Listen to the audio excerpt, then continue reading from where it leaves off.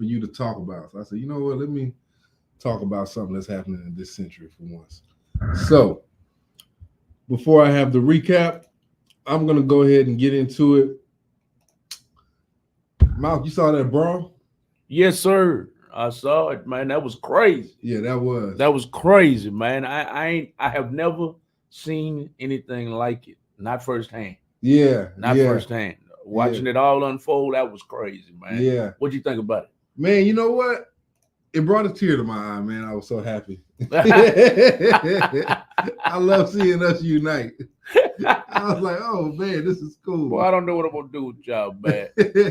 I'm straddling the fence. Honestly, I'm straddling the fence because half of me is like, okay, it's fine that we unite about something, but the other half of me is like, "Man, we can't unite for nothing positive."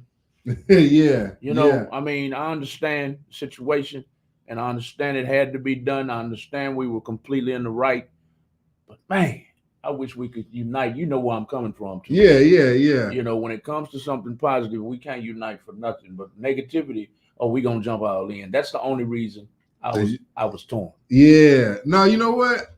I like the fact that we saw somebody getting beat up and we ran over there because the one guy stopped it. He wasn't even trying to fight. He was like, hey, let's break it up. Then they kept trying to fight. Then they're like, you know what? You fight one of us, you're going to fight all of us. Yes, sir. You know what I'm saying? So I actually like that. We weren't standing around with cameras watching somebody get beat up. Right. There's so many videos now that happen. You just got a camera just watching. Oh, man, look at this. Right. This is messed up. Oh, man. Y'all check me out for more views type stuff. You know what I'm saying? Yes, sir. So I think it is a positive thing that we don't watch our people get beat up. You know what I'm saying? So I thought that was cool. I still didn't even think of being on camera, but since it was on camera, I think it was dope. But yeah, no, I thought that was cool, man. And then whatchamacallit? I just saw the news clip you played. They called it the young man who swam across to Michael Phelps. Jamichael Phelps, y'all. That's the guy's nickname. That's what they gave him on ABC News. Yeah. They're not calling him Michael Phelps. They're calling him Jamichael Phelps for jumping in the water like that and running over there and swimming over there and helping. And they say we can't swim. So yeah, Jamichael Phelps. You know what I'm saying? Excuse me for just a minute. Facebook user, Facebook is hating on you. We don't know who you are. Go ahead and put your name in the comments for us. Hello to you too. They're saying hello to you, and you are. What's going on, Facebook user? Cool name. What's popping? Oh look, my Instagram's tripping. All right, well, Instagram, but yeah, Jamichael Phelps, man, that was dope. I'm glad we could do that. It is actually cool because there's a song out by Jason Aldean who said, this is why I think it's cool. He said in this song, if you tried some of this stuff in a small town, it wouldn't happen. And in that small town, it did happen. To get in, to add to that, the Alabama thing was crazy. I think it's cool. I agree with you. I agree with both points. I do think we should be able to unite over other stuff, but I think it starts in having each other's back. And if that's the way we got to start, if that's the seed we're going to use, I think that's cool because that might inspire other people to stop watching. Watching and video. Yeah. You know what I'm saying? So I think that's cool. But Aldean, the country singer, he made a song, and I listened to it because everybody like, oh, it's racist, blah, blah, blah, blah, blah. So let's say we offline. Well, when I listened to the song, I didn't really see it as super racist. Because if you listen to country music, I've heard worse. Some of those artists, I forgot the name of the type of country it is, but I call it redneck country. They said some crazy stuff on there. But I think he failed to mention what his people did. When he was like, oh, if you're coming over here spitting in cops' face, we raise up the American flag. We don't play those type of games. If you try that, we would do X, Y, and Z. And I'm all for you expressing yourself. I really am. Hey, if that's how you feel, that's how you feel. That's dope. But when cops get spit in their face, it's not because they was out here doing an amazing job saving America. You know what I'm saying? You know, I didn't see him bring up the all them white folks who trumped the White House either. So I thought he did. He didn't? No. And he might have. I watched it like 3 times. But he was showing cops getting spit in their face. But he said he'll raise the American flag. Oh, there we go. Was that the video? Yeah, I'm trying to get it. I'm trying to organize it for you. Okay. Before I say anything about it. And then I'm trying to open it up here and get it up on the screen for you. But go ahead, Jason. But yeah, no, Aldean was like I say, I didn't see anything racist, but I also didn't see him saying what his people did. And I think that's the only problem and I wouldn't say problem. That's the only thing I saw that was that I didn't even have a problem with it. That's the only thing I could see that people was talking about, like, oh, what he said was racist. I'm like, well, I didn't see nothing racist. I just, as usual, didn't see anybody taking accountability. Like when you say, come to my small town, we don't play that. It's like, well, you know, your people have not been the nicest people, even in your history. So I heard the song, and I really think he did that for attention.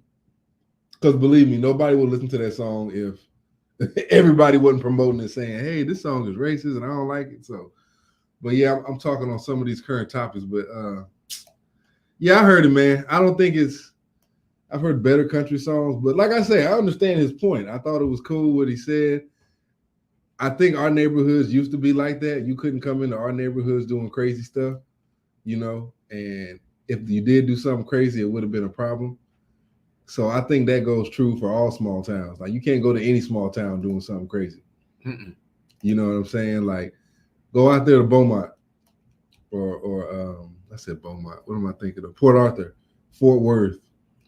You know, little places. Look, it used to be like that in Acres Home, man. You know, when I was a kid, you know, when these white boys was walking around here doing something, you don't know if he would, or Fifth Ward or Third Ward. If you went around there acting a certain way or doing certain things, you know, you was gonna leave there not the same way you came. You know what I'm saying? You know, disfigured. Yeah, exactly. So I think that goes for any small town, to be honest with you. You know what I'm saying? Like any little area that you go into. I'm not gonna go to New York or He's the teenager. Matter of fact, go ahead and play the video, man. Go ahead. Let's go back to this Alabama video right quick and look at this brawl. Let's break down real quick what happened. Being hailed a hero for swimming to the rescue in the midst of that ugly riverfront brawl. That boy swimming his over out. The teen leaps off a riverboat after seeing his coworker being beaten on the dock. The 16-year-old is now being dubbed a real-life Aquaman. On social media, he is a sensation. The guy that jumped in the water to help, yeah, they're now calling him Jamichael Phelps. Michael Phelps. I heard Michael B. Phelps. A family spokesperson praises him as showcasing courage beyond his years. Video of the riverfront rumble is being seen around the world, and we're learning more today about how it all started and why it erupted into a pitched battle with racial overtones. Passengers on this riverboat were getting ready to go ashore after an evening cruise in Montgomery, Alabama. That's the first mate who's gone ashore to remove a pontoon boat blocking the riverboat's dock. You hear the captain over the PA system suddenly say, "Black pontoon boat, move your boat." Krista Owen shot this video as the first mate tried to persuade a group of men to move their boat. That's when one knucklehead attacks him. And you can see him toss his hat away as he gets ready to fight back. But within seconds, he is hopelessly outnumbered and is taking a brutal beating. What were you thinking when all of a sudden you see the first punch being thrown? It was breaking my heart, and all of us, of course. Now we're like, I can't believe we have to watch this poor man be beat, and we can't do anything about it. He's defenseless. He's defenseless. The riverboat captain spoke to a local radio station. It was difficult for me to sit there in the wheelhouse watching him being attacked, and the whole time I'm on the PA, stop. When the riverboat finally docks, some passengers and crew get involved, and there's a free-for-all. This woman was thrown into the water. Look at that guy hitting people over the head with the folding chair again and again. Oh my God! He's going to jail. Until he's finally overpowered by cops. The fight is angering Mayor Stephen Reed. This is not indicative of our community at all.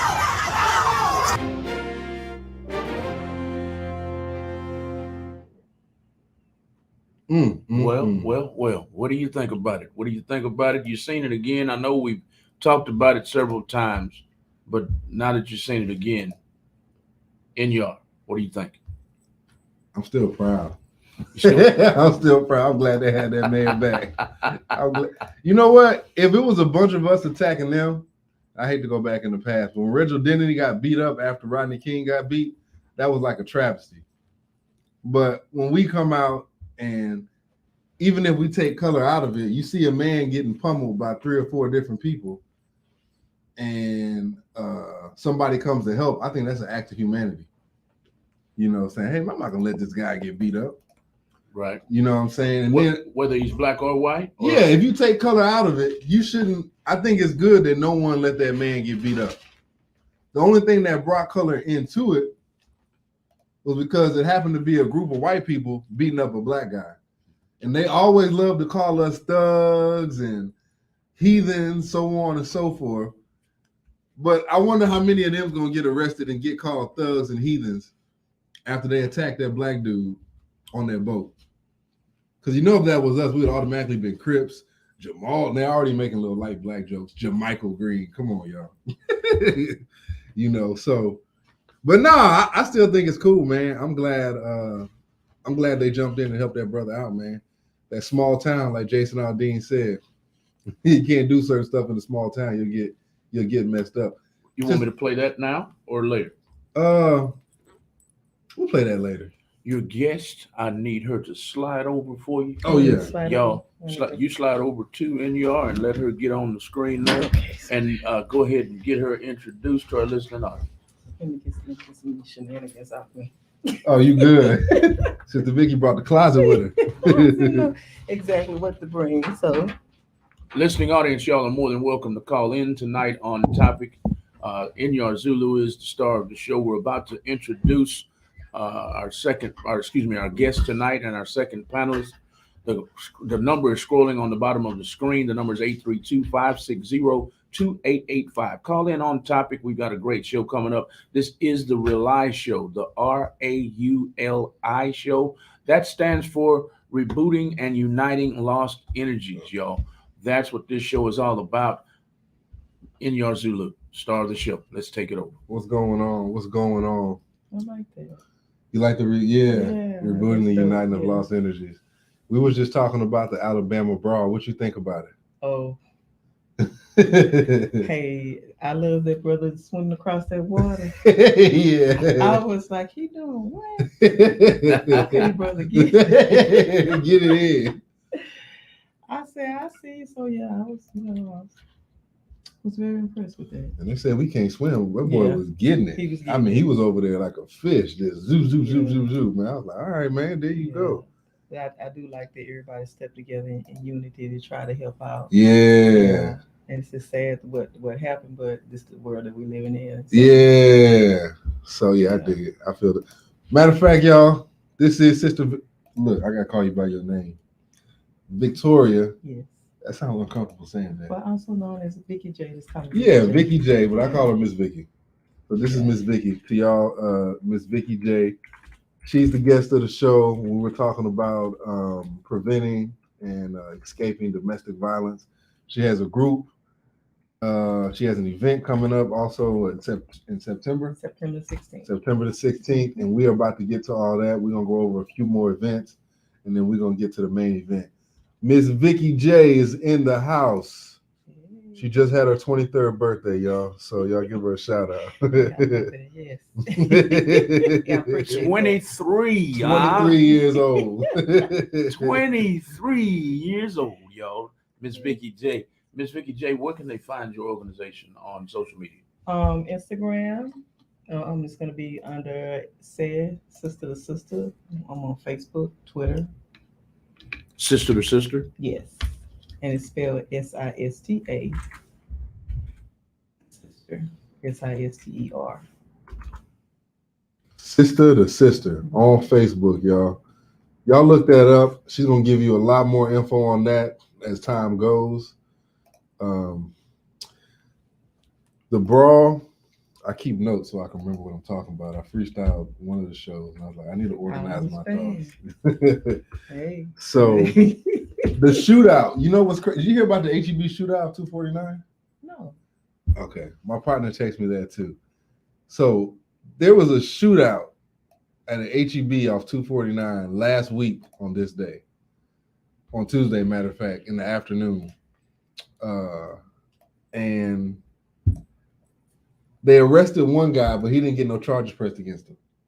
They said they was in the pasta aisle, I guess, arguing over what kind of spaghetti they make or whatever. But the one guy shot at the other guy.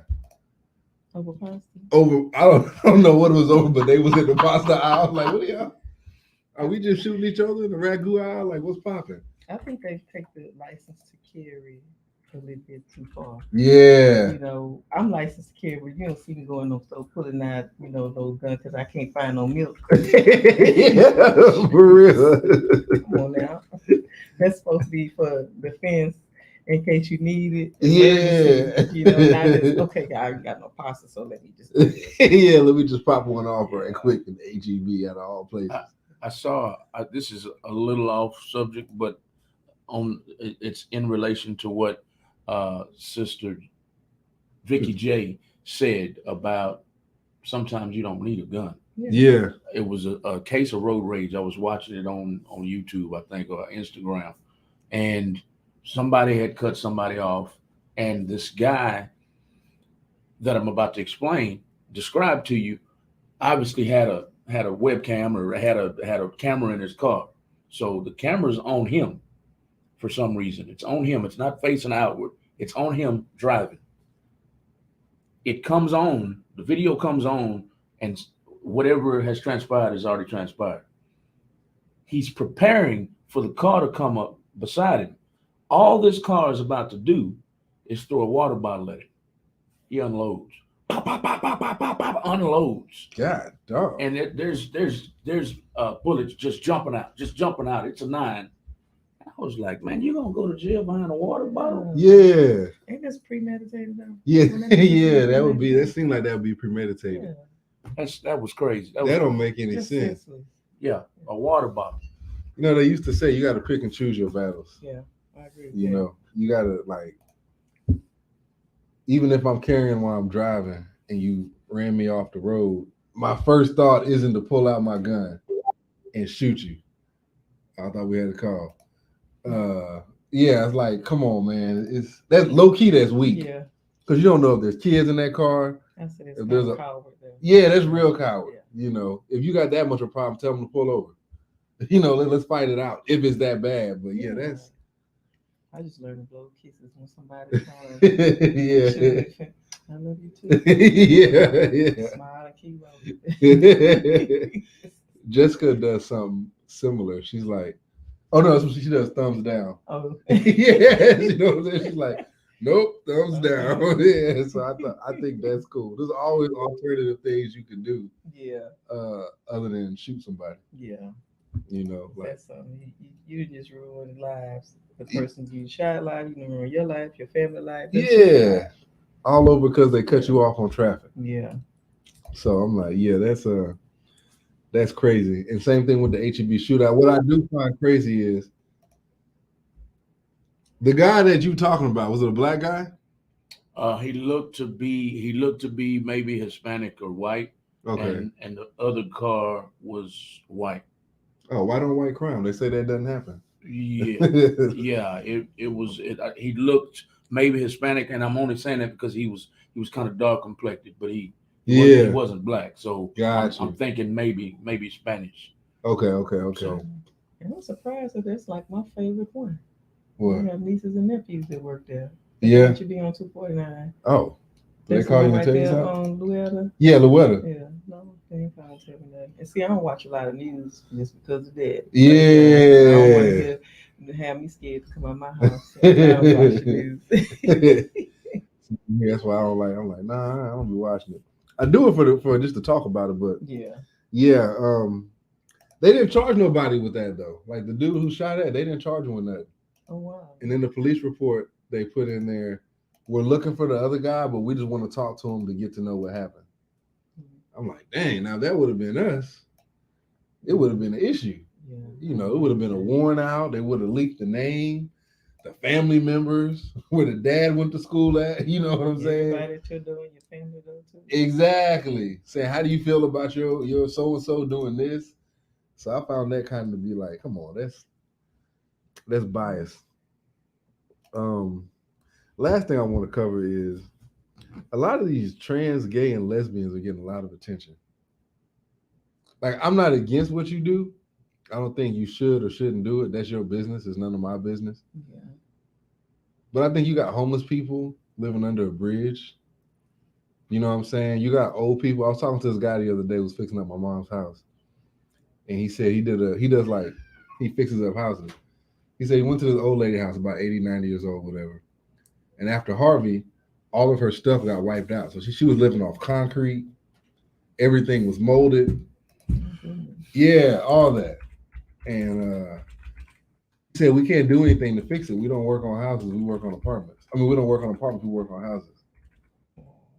And it's crazy that you can sit over here because my homeboy sent me something about they got into it with somebody named Hilariously, just hilarious. Mm-hmm. Hey. Oh, I'm sorry. I got the keys. Please share the video worldwide. Everybody share. Especially if you are into finding your lost energy. This is the Rely Show, which is rebooting and uniting Lost Energy show live on Real Talk 100 Radio. Share the video. We're going to be talking about domestic violence, surviving it. We're going to also be talking about the Alabama BRAWL. I'm not sure if you're going to revisit. Yeah, we'll talk about that. We'll revisit that. But we're going to be talking about domestic violence, preventing it and surviving it, I believe. Correct? Yes. The founder of Say It Sister to Sister. Say It Sister to Sister. Say It Sister to Sister. Is on Instagram. Y'all go and give her a follow. Now we're going to get back to Inyar Zulu. Oh, yeah. Getting back to that. We, like Ms. Vicky was saying, we got to stop watching the news and having our lives be based around what they talk about. Because I don't like, when you pull up your little Google thing, even if you're just looking for a pancake recipe, you'll see a slew of news. So-and-so talked about this and gay rights. And it's like, yo, first off, there's people on this earth and this planet who've had their rights taken from them for just being a certain color or speaking a certain language or living in a certain area. You know what I'm saying? And like the old lady, she ain't got no one redoing the house, but we're sitting over here discussing somebody's sexual preference rights. So I just want to say that, man, that stuff is irrelevant and we shouldn't be talking about it and all the, what is it, adjectives you have to call? All the adjectives you got to call people. We got to stop giving that attention. If you want to do stuff like that with a lesbian or be gay, that's dope. Do your thing, man. Like, I'm not against it or for it. I'm not in your circle. Yeah. That's irrelevant to me. But to sit over here and say that you deserve special treatment because of that decision, I think is ignorant and shouldn't be as relevant as it is today. Saying that, I'm going to get off that topic. Recap real quick. Last week we talked about leaders and their responsibilities. Phase 1 of the rebuild, the build to protect, organize, and form.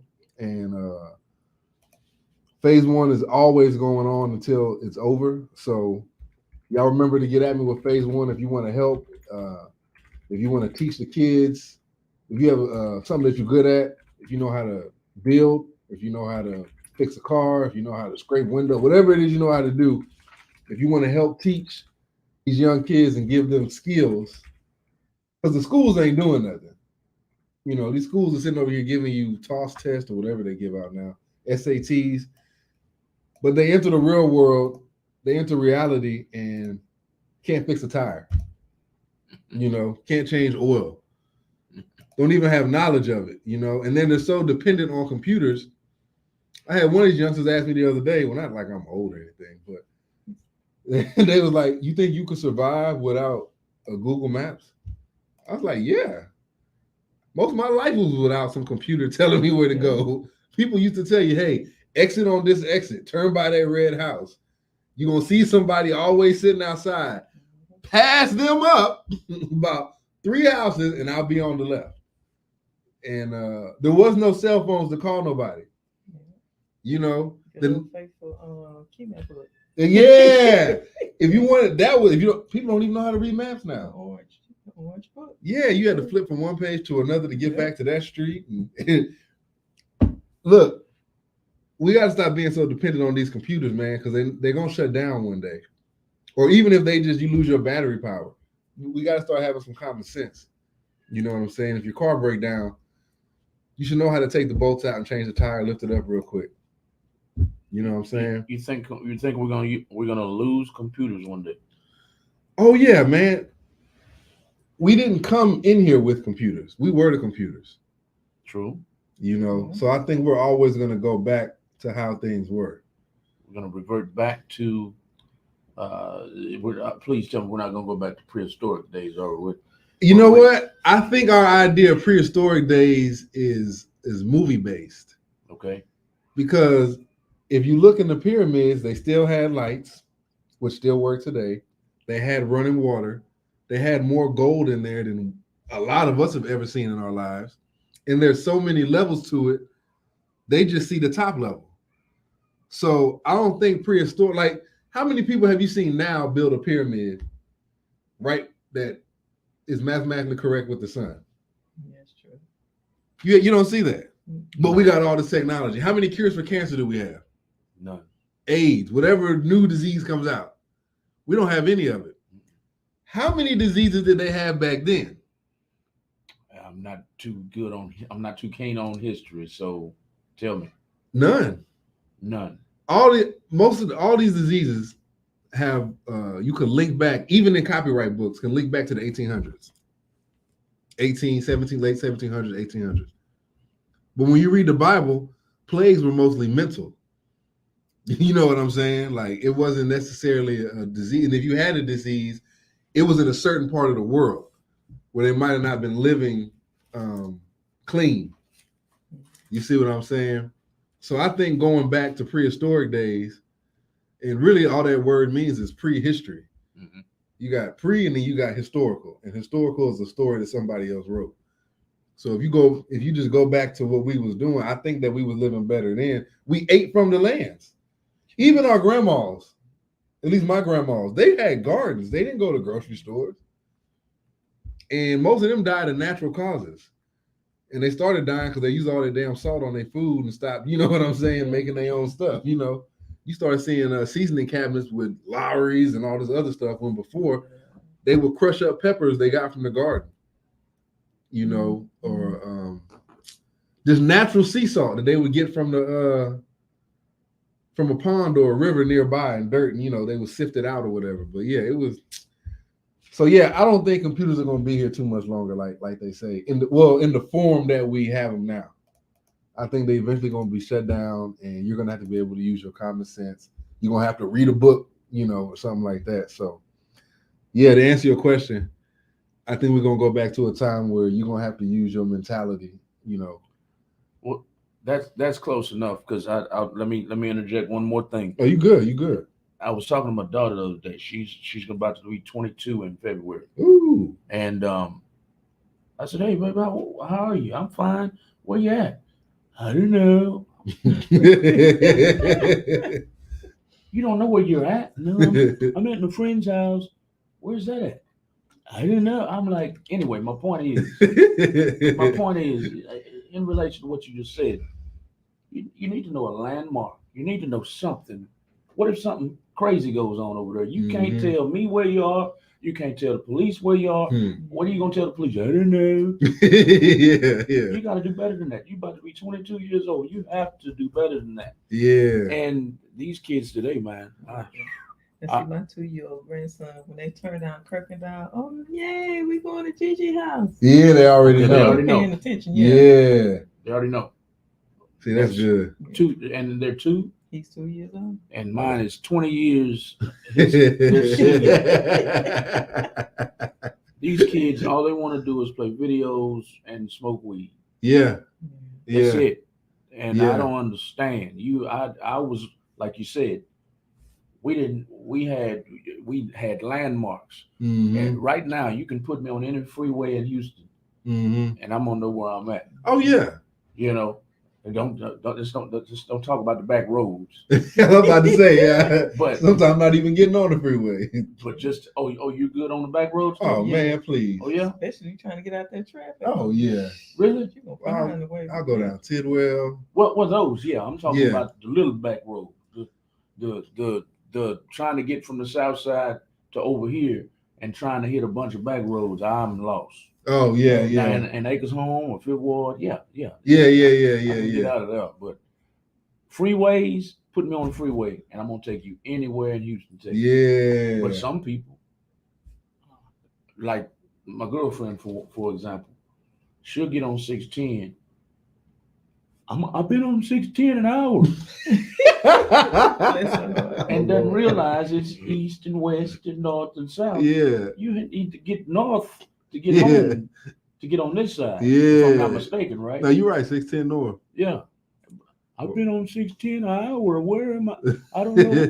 When am I going to get towards 45? Girl, you need to go 610 north. But anyway, I'm just saying all this, y'all. We need to figure out some landmarks because if what Inyar is saying, we won't always have cell phones. Some of y'all are going to be in trouble. That's all I want to say. Yeah. Learn them landmarks, man, especially in your own city. You don't want to get lost somewhere and can't tell no one where to pick you up at. That's not a good feeling.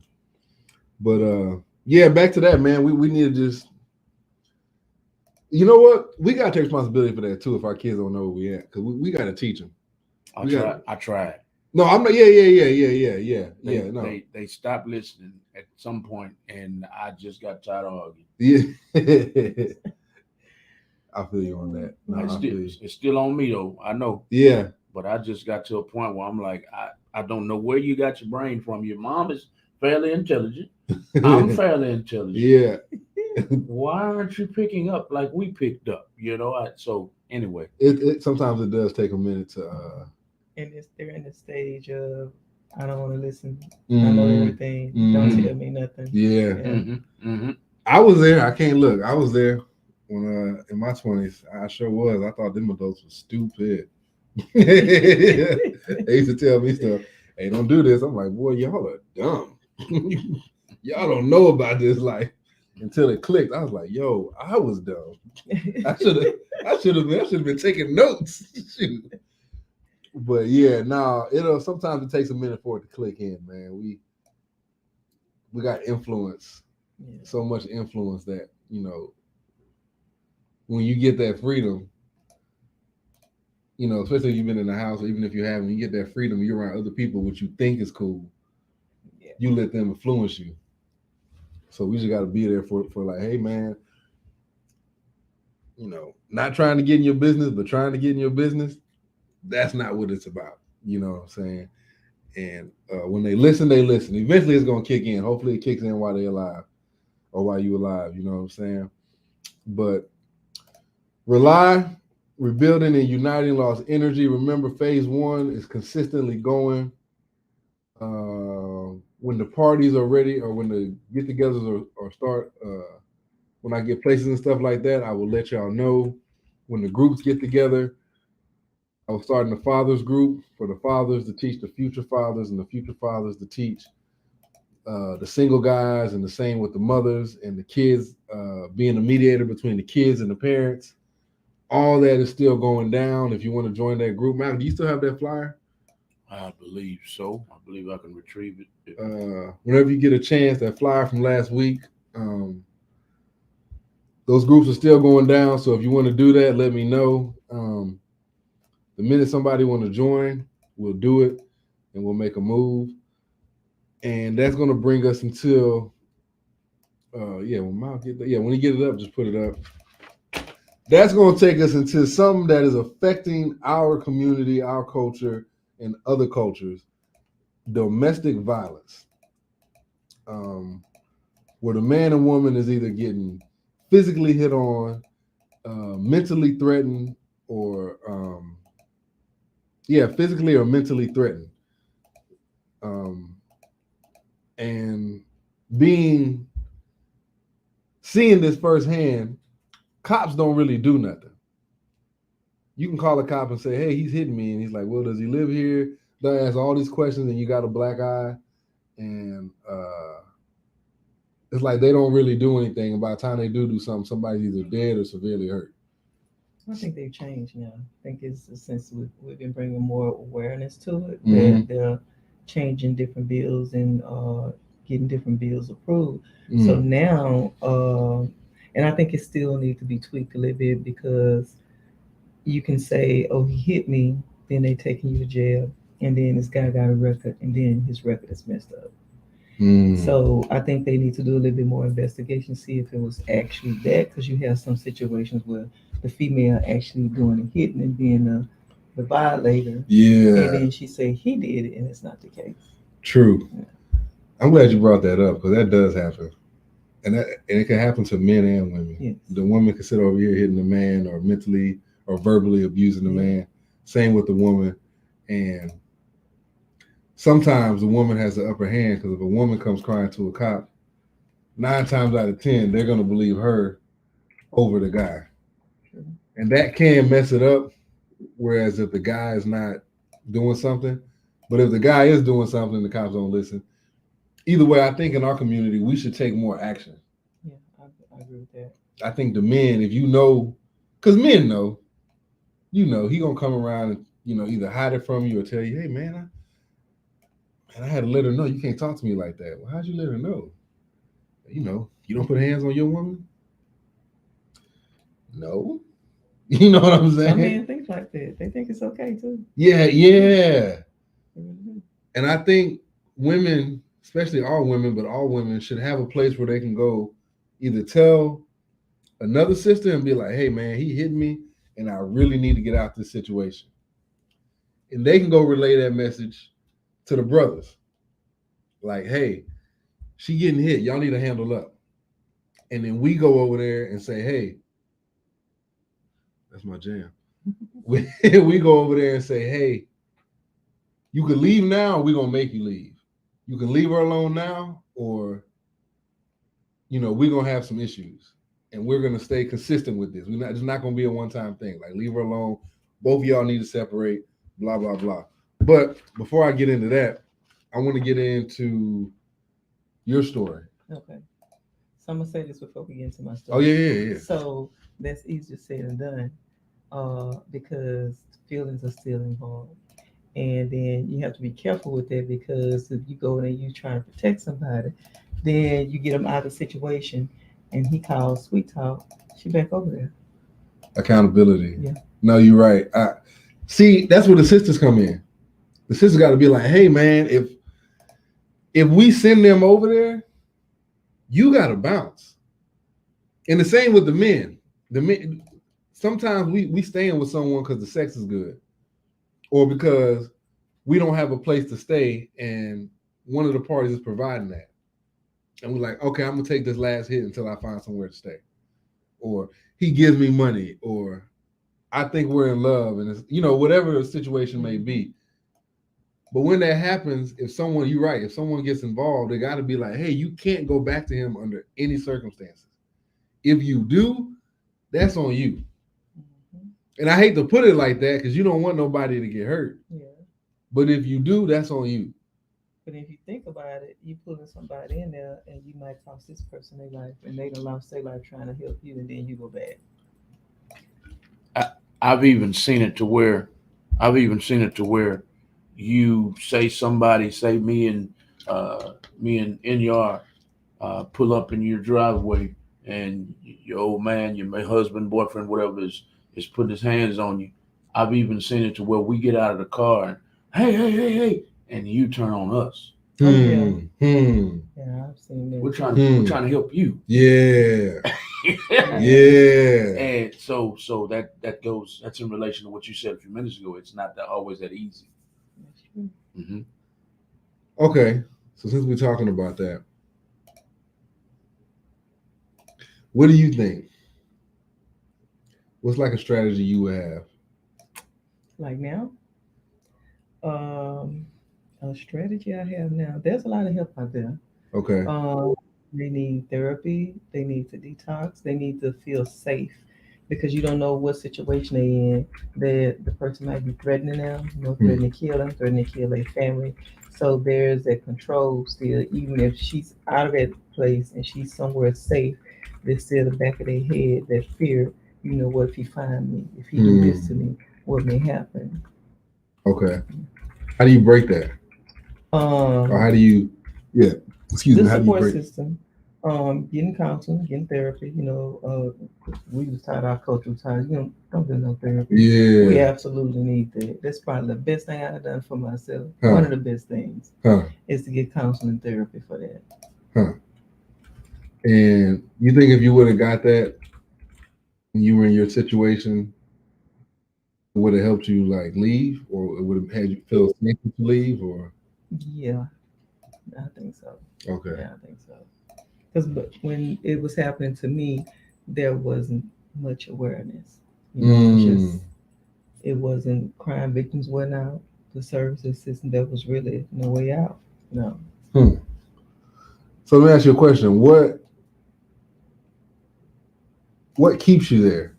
Like, were you fear? So my offender, violator, his tactic was, I'm gonna kill your family.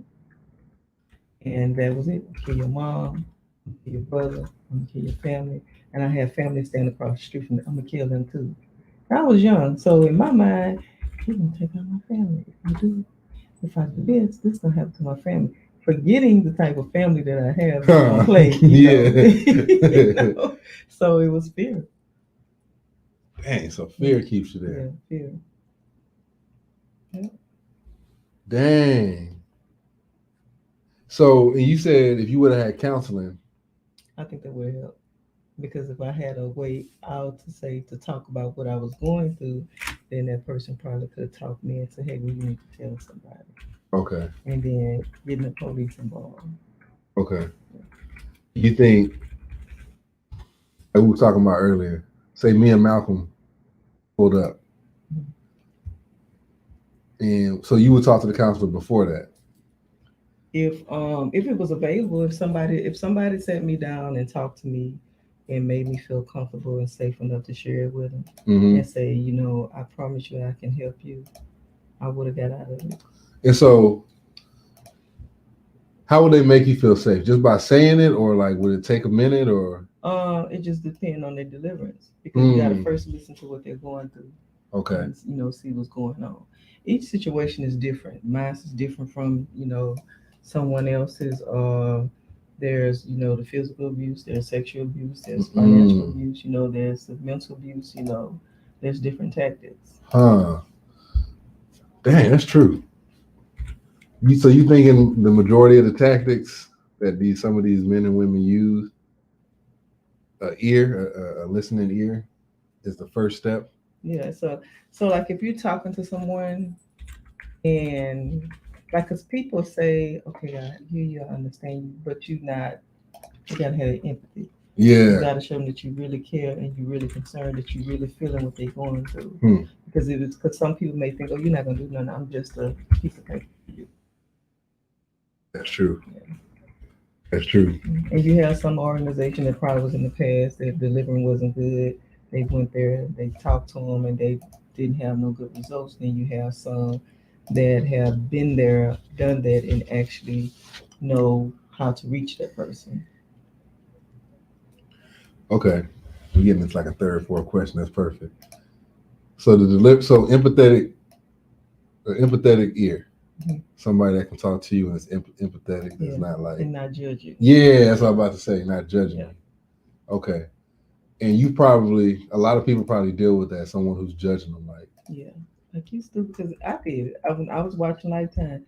Man, why she ain't leaving? So you just gonna let him do that to you? But until you in that situation, on Lifetime, until you in that situation, like then you understand. Okay, this is why she didn't leave. Like, man, you could just leave. These people trying to help you, but when you're in an actual situation and you fighting for your life, it's different. Do you think some people don't recognize that they're in a traumatic relationship? Some of them don't. It's like some of them, depending on what type of trauma they went through, this person, they might be they trauma bond. They codependent person. I need this person to survive. Yeah. And they sit there and take all that verbal abuse, physical abuse, emotional abuse, because they feel it's normal. It's not. It's unhealthy. So then you get out of their relationship, you go to another relationship. You taking your trauma with you. You're doing the same thing in that relationship. Then it becomes okay. So is it this actual person or is it you? Because you're gonna draw what's in you. You're gonna attract what's in you. So if you got that toxic, that drama, I need this type of bond. That's the type of people you're gonna draw to you. Hey, that's real. I'm glad you said that because, man, I've been in situations where I try and talk to him, and I might have not said it right. And I was like, hey, man, you can't say it's all him or her. You're also there. Like, and I think before you could do, because I do it with myself, not just saying it for anybody else. I was with someone who was like, we was literally always fighting. It was always, yes. But I'm thinking at the time, it was going to lead to something better. Like, okay, we just getting it out, blah, blah, blah, blah, blah. I'm like, man, we fighting over nothing. Every little thing will turn into a fight. But I was between places, hoteling it up, whatever. She would let me stay there. But I would sit there and take that verbal abuse, and then she would backdoor and be like, well, you said this to me, and it make me feel bad. So I'd be like, man, she always, the minute I said, yo, I'm going to her house willingly. Like, no one's putting a gun to my head to go over there. I'm willingly going to the house, getting, you know what I'm saying? Getting into this argument, using my energy to scream back. You know what I'm saying? Feel like a real trick, don't you? Yeah. Because I'm really like talking to my partners like, man, she always calling me this name and saying I'm not going to be this. And it was one of my partners that told me, he said, but why you still going back over there? I said, dude, you don't understand, dude. You hating. You hating, man. You ain't real about this. And I had to realize like, oh, he's right. I get in my car, I put gas in the car, however much it is per mile. I fill it up, and I take my little 10, 15, 20-minute drive. Mm-hmm. I park it. I put the car in park and willingly get out and go in here to get into an argument. It's like you was looking forward to it. You like it. Yeah, yeah, like it was a turn on or something. Like, yeah, we're going to fight tonight. But some people feel like if they don't get that from you, that you don't love them. So to them, they probably feel like, oh, well, if he did this to me, he loved me. Mm-hmm. Okay. I'm glad you said that. Because that's true. I'm glad you said that. I'm not worth arguing. Yeah. I was about 18. I think. Yeah, I was about 18. Mm-hmm. And I grew up in the era where you had Too Short and Eazy-E and Ice Cube telling you to slap women. Yeah. So I was maturing, and I'm like, I'm allowing music to lead me that way, but I'm like, no, that ain't cool. Mm-hmm. So I'm weaning myself off of that, and I started like pinching the inside of her leg. Just, okay, stop. you know, Yeah. so I wouldn't hit. Yeah. And she was like, if you love me, you'd hit me again. I'm like, no, I don't want to hit you. Yeah. What are you talking about? You know, Yeah. no, that ain't right. You know, but anyway, that's how they feel. Yeah. If you, I've also seen this. If you stop arguing with them, it's like, I'm not worth arguing. I'm not worth your time. It's too much energy. Woman, Yeah. I don't want to talk to you that way, so I'm refraining. But you would rather me talk to you crazy. Yeah. So I've seen both ways. It's crazy. Yeah, I agree with that. Is it conditioning? I was gonna ask that. Yeah. Yes, it's something they used to, and I mean, until you start digging all this stuff out, learning yourself, you're going to accept it, you know. But you gotta be willing to get help. You gotta be willing. Something should click. Like, well, dang, why am I like this? What's wrong with me? What's going on? Because they think it's normal. You think that goes back to parenting? No, it could be something that they seen their parent do and they okay with it. And then it could be something that they dated somebody and thought it was okay. Somebody made a condition and think that that's okay. The person that they was dating probably came from something like that, and it's like, okay, this is normal. Yeah. I was Jessica was telling me like some kind of video on the internet, and the guy was like, stop telling your kids it's okay for Johnny to hit you, or Tina to hit you because they like you. Yeah. Because then they'll get into a relationship and be like, oh, that's cool. Think it's okay to get hit. I can understand that. And then it wasn't a rebuttal. I was like, you know what? I think in a way when we spank our kids, it's telling them, hey, if you do something wrong and this guy hits you, it's okay. He's disciplining you because we get hit. So that's why I say in those regards, or let's take it off a physical level, a mental level. Your mom or dad, if you do something wrong, be like, see, that's what your dumb ass get. Oh yeah, that's I don't think you know, negative talk to kids. Yeah, like you know, telling them that, like, you know, or you do something. I used to hear that all the time. Yeah, and see, and I think those are little small things. Plants in their head. That's a low self-esteem thing. Even when you they call children bad, you bad. Don't tell them that. Yeah, see. Yeah, don't do that. See, I think that's a problem too. Yeah, like you said, yeah. I don't think it's more bad. I think they're just kids with a lot of energy. Yeah. And they need something that's gonna keep their focus. Exactly. Exactly. I think that's the same thing too. When you say that, yeah, you bad, you don't know. But why you act like that? Why act like what? Make it seem abnormal, and really it's the normal of a child. A child is supposed to be busy, you know, curious, looking at things, you know, wondering, you know, good things, you know. Yeah. Not just, oh, go sit in the corner and be quiet and not play like kids supposed to play. Yeah, don't be loud, don't be doing none of that. You know, I think that was my point when I was talking, because when we was talking about this, I was like, yeah, that's a good thing, but I think it also starts in the house and how you talk to your kids and how you allow other people to talk to your kids. Yeah. Because Annie, grandma, homegirl, cousin might go over there and say some crazy stuff to him, like, oh, you ain't nothing, you ain't shit. Stop acting like you ain't never gonna be. And it's like, you internalize that. Even if you just hooping. You know, you might turn, man, you suck. You suck at everything you do. In that person's head, they might be playing. And I don't think I'm not saying all parents. I'm just giving examples. Sometimes you don't combat that with your kids and be like, boy, you don't suck. Because even my nephews and my daughter, when they talk like that with each other, you're stupid. I said, first off, nobody in here is stupid. Let's stop saying that. Because if I was to call you that, you would sit down and you would contemplate that for a minute. Like, you know what I'm saying? So I think it starts off in the community where we should lift people up instead of it's so much negative stuff you can hear when you go in some of our households. Yeah. And it's normal. Yeah, I've heard people test their kids out. Don't you take my grandchildren over there? Yeah. I'm the same way. I got to see how you parent your kids before they even come over. And if I see stuff like that, like I've literally seen a grown woman at the park cuss a 2-year-old out. Boy, sit your dumb ass down before you. I'm like, whoa, hold on. I done heard him call him. I'm gonna refrain from using the actual term, Yeah. but y'all can probably understand what I'm trying to say with the initials. Yeah.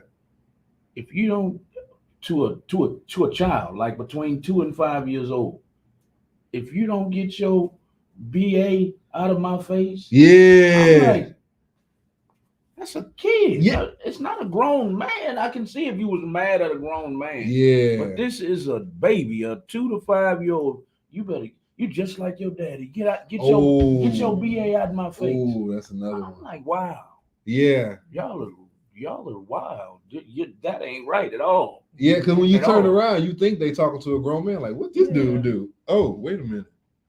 And this is a 2-year and be a child. Yeah, and you step in to be the good Samaritan. Hey, don't talk to your child like that. You can start the war. Oh man, I've done that before, and I've got blessed out. Who the fuck are you? You take care of him then. Wait, what? This shit. Okay. It's your child. I think we've all gone through that. In Walmart especially, I'll call myself trying to help. On the pasta aisle. I'll call myself trying to help. Yeah, a single mother. The kid is ripping clothes off the hangers and running through the aisles, hollering and screaming. And I'm like, hey, did your mama tell you to stop? Sir, why are you touching my child? Yeah. Ma'am, I was just trying to help you, ma'am. Yeah. I'm gone. Yeah. What do you do? It's no village no more. Yeah. It's not a village. Yes, and I think I was having a discussion with somebody the other day about that. It takes a village or community to raise kids, because when we did something and the neighbor, he was getting it, and then you got home, your auntie was gonna get you, and then your parents were gonna get you. Those switches did not play. Yeah. You know what I do miss about that? First off, let me remind everybody, the youngsters on here, there was no text messaging. There was no emails. Yeah. But when you got home, your mama already knew what you did at so-and-so house, and at school. And didn't even look at the voicemail. Yeah. I mean, the answer. Y'all remember the answer machines? Mm-hmm. Get home and hear the answer machine and get even more pissed off. Wait, you did? I didn't hear this. Like, wait a minute. Hold on. I haven't even got a chance to take off my backpack. How'd you find this out? I wasn't going to tell you. I wasn't going to say nothing. Like, I do miss that. But like we saying, when it comes to mental and physical abuse, really dissecting it, because you really can't cure anything until you know where it stems from. Yeah, that's true.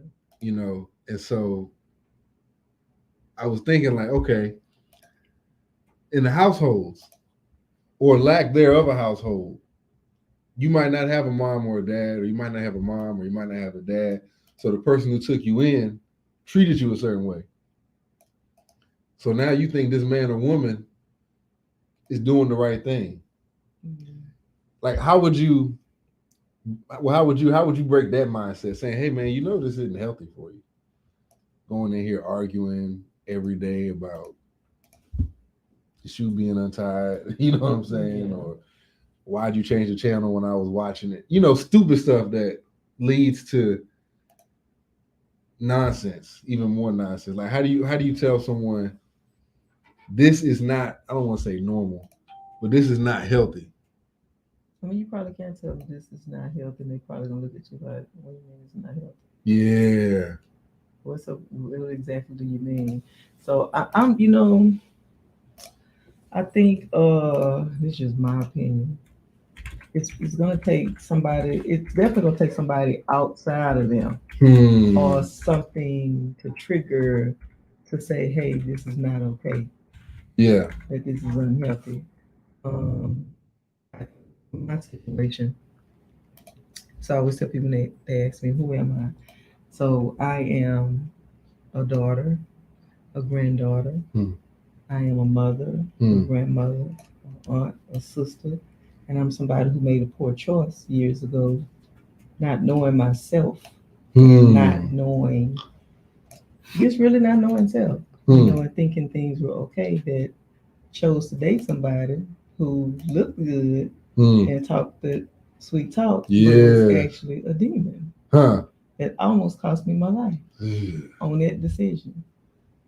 So, and I'm grateful. I tell everybody every day, I'm thankful. I'm grateful because had he had his way, there's no way I'd be sitting here talking to y'all.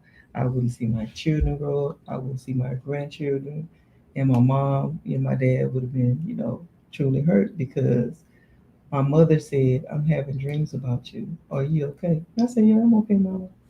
Just lying. I'm scared to tell her. Dang. Tell her I'm okay, and then I'm being beaten. When did you tell her? When did she actually find out? Is when he tried to kill me, and my brother went and called the police, and they had to come get me out for him. Oh, that's when, like, she felt it. Her intuitions was like something's not right, but like, okay, my daughter says everything okay, then I'm just gonna go with what she said. Dang. Yeah, and then she's like, "Why didn't you say anything?" So why didn't you say something? I was scared. Dang. Oh yeah, you did say that fear, yeah. Because at the time when we met, I had one child, I had my son. I had him when I was 17. Mm-hmm. So I was, finish high school and college, meet somebody you think is, yeah, cool, gonna be, a good person. You're gonna get together, marry, have children. We had 2 kids together, and he would fight on me when I was pregnant. They're not doing nothing. I was standing outside talking to the neighbor, come grab me by my neck in front of the neighbor and take me. Just didn't do nothing to him. Over petty stuff. Can I ask you a question? Was he on drugs? Was he a drinker? I found out later he was on drugs. Okay. So he would do drugs and turn into a monster? And off the drugs, was he? He would still put his hands on me, but not severe like he was. So he was a demon either way on the drugs. Either way. So whatever demons he was dealing with, fighting, he has not. And probably to this day, he has not faced them. Are you still in contact with him? Yeah. He had a stroke. I think he had a couple of strokes. My son had his first son. So me and my mom took my grandson over there to visit them. And I was going to ask him, because I want to know, why did you do that? Yeah. But then when I looked at him, the spirit said, don't even waste your time. Because he just going to waste, he's sickly. Yeah. Real thin. And I just let him take my grandson. Because forgiveness for us. So I was like, I'm going to forgive him regardless. I've been through it. Hey, it is what it is. I done learned, but it ain't gonna happen again. Yeah, it ain't gonna happen again. So and I communicate with him. Because I'm sure him seeing me like, well, dang, I did do. I'm sure that's that's probably whooping his butt. Yeah. It's probably whooping his butt. Even if I know he feels like crap. Yeah. Especially to treat a woman of yourself like he did. Yeah. I'm sure he's on the inside is eating them up. Yeah. And my one thing I was grateful for, I prayed is like, Lord, don't let my boys be like him. Yeah. And I'm thankful he has other kids outside of what we have. And a couple of them, they are like that. Dang. Yeah. Like he was. Yeah. May not be as severe, but still, you don't have to spend your hand on a woman. I agree with that, man. I was talking about that. Is there my dad always told me, that's one time he did threaten me. He said, David, one thing you don't do is hit a woman. He said, you don't do that unless you just really have to protect yourself. Even because I know I've had women hit me before. I'm not saying women are weak, because sisters can hit you and it'll hurt. But phase it off. Just move around. Yeah. Because my dad said one hit, and once again, I'm not saying women can't take a hit. That's not what I'm saying. This, but one hit I can knock a grown man out that's bigger than me. What do you think I'm gonna do to you if I tap you? You know what I'm saying? I'm not saying I'm just some big time fighter. I'm just saying like I've gotten into fight with grown men and injured them, and they was everybody's bigger than me, so that's not saying too much. You know what I'm saying? But so I think as a man, knowing that in your head, you shouldn't hit no woman. you know, I can see pushing them off. Yeah. Maybe pushing them against the wall, saying, "Hey, you got your licks. It's time to chill," and then exit the building. Yeah. Just try to de-escalate. Yeah. Be like, "Hey, I'm gone. If you're gonna act like this, I got to make a move because it's not gonna turn out good for either of us." Yeah, and that's why I tell my boys to walk away. I have 4 boys, grown boys. And I tell them don't ever put your hand on a woman. You got a mother, you got a grandmother, you got an auntie, you got a daughter. Don't ever do that. And if you see yourself getting into that situation, just walk away. Yeah. Like my cousin, he had me so tipped. He said somebody he was dating. She said she was gonna do something to me. I'm calling the police. I ain't worried. You put your hands on me. I'm calling the police. And then he looked at me. I started laughing. I said, "You know what? That's probably the best thing for you to do." Yeah. Just call the police. You ain't gonna go lie and say I did anything to you. Yeah, for real. I said, I feel it. You was gonna say something out? Yes, my question is for Victoria. What is your advice for? I hear this all the time. So, what is your advice for men who are in the situation that I described earlier, where the woman is like, I should be at least, I should be worth you standing here and fighting. You know, not necessarily physically, but I should be worth. The woman tells the man, I should be worth you standing here and fighting for us. But you already know, the man already knows that there's a chance things might get heated, so he's trying to leave. Yeah. What is your advice to those men in that situation where the woman is pulling them in?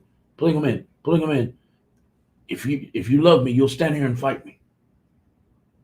I would say she needs some help and he need to get some help too. And gotta have their strength and their strong. You gotta love you more.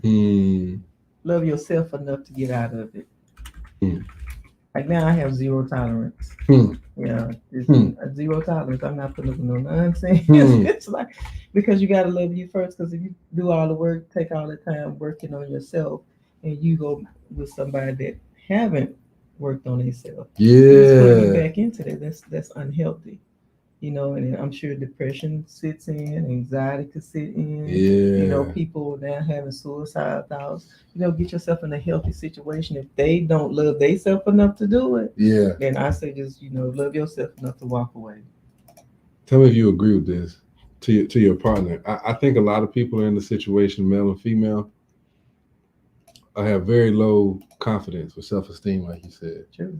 They don't really. I know when I was with her, I was like, man, this is cool right now. Yeah. You know what I'm saying? I was like, yes, this is cool. You know, she's cute. My homeboys think she's cute. But I'm living with her, and it's like, like I said, I had 2 real partners, which I'm still friends with them to this day. I don't have like a whole bunch of friends, but they was like, man, you just need to make a move. But I think my confidence level was low. Like I didn't think highly of myself. I knew I was smart and good looking and all that because I just knew that. But I think at the time I wasn't in that headspace. So I think one of the things that contributes to that is, like you said, confidence. And I think your boy got to have the confidence to be like, man, I'm about to leave you because I don't have to deal with this. I can do better because there are healthy women out there that are looking for healthy relationships. You know, and I think it's a lot of us just operating in trauma and not getting no help for it. You know, I think that's true. Yeah, I think we. And I'll say that some may have had such a traumatic experience that they did like I did. They just buried it, just went on. When it happened to me, I just pretty much glad to get out of it. I had 3 children to take care of then, so it's like go to work, get your degree, do what you need to do, get yourself back on your feet, and just be glad you got out. So I just pretty much buried it and I never forgot about it. But I just buried what I've been through and I didn't really talk about it. You know, one thing I'm glad I got to do, I actually talked to the girl and we had a long conversation. And first I got over it myself because she would be like, what did she say? She would tell me stuff like, well, you need to do this. Because a lot of them get mad when you get somebody else Mm-hmm. and you're no longer the object of their affection. But we had a conversation. I got to tell her where I was wrong at. I was like, man, you know what? I was staying there too. I said some things I might have not, I shouldn't have said, but I think we can still be kosher.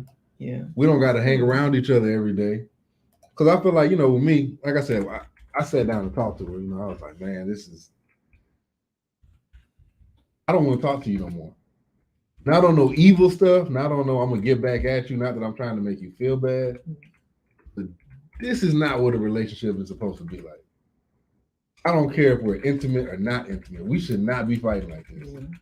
Everybody else around me that I love, we do not have these problems. My partners that I talk to, we don't argue almost never. And when we do, it's like real deep. And it end up being one of us was just in a bad head state. Yeah. And it's like, man, my bad. Something had just happened and you said something and it triggered me. And we talk it out like men. But just imagine a couple that's been together for years and they having discussions. She finally gets tired. I'm tired of this. I can't take it anymore. And she tells him, and he can't take it. And she think everything's okay. Then that's when you get the phone calls. Well, he done tried to do something to her. He done shot and killed her. He done hurt her. Or either kill her and then kill himself. You're trying to get out of something. Dang. I say, test and see how it is. I would never say I'm going to leave you. I'm just going to do it. Because you can't take any chance, because then if you have kids involved. Wow. Yeah. That's true. I didn't even think about that. Yeah. Everybody don't have the emotional maturity like that. Yeah. Especially if y'all have been together and like you said, they got kids. Yeah. You kind of just got to leave, and then when the conversation happens, it happens. Yeah. If it happens. Mm-hmm. And that is very true. So the blessing in mine, I have family that's we very close cousins. We like brothers and sisters. That's how we was brought up. I went to work after the incident. So he seen my face. And by that time he had to find out what happened. He took out work, we ran a U-Haul and went and packed up everything and told him, if you ever in your life put your hands, as a matter of fact, if you ever think about putting your hands on my cousin again, you don't even have to worry about being here no more. Then he got on me, because like, why you ain't saying anything? I was like, I was scared. He said he was gonna do something to y'all.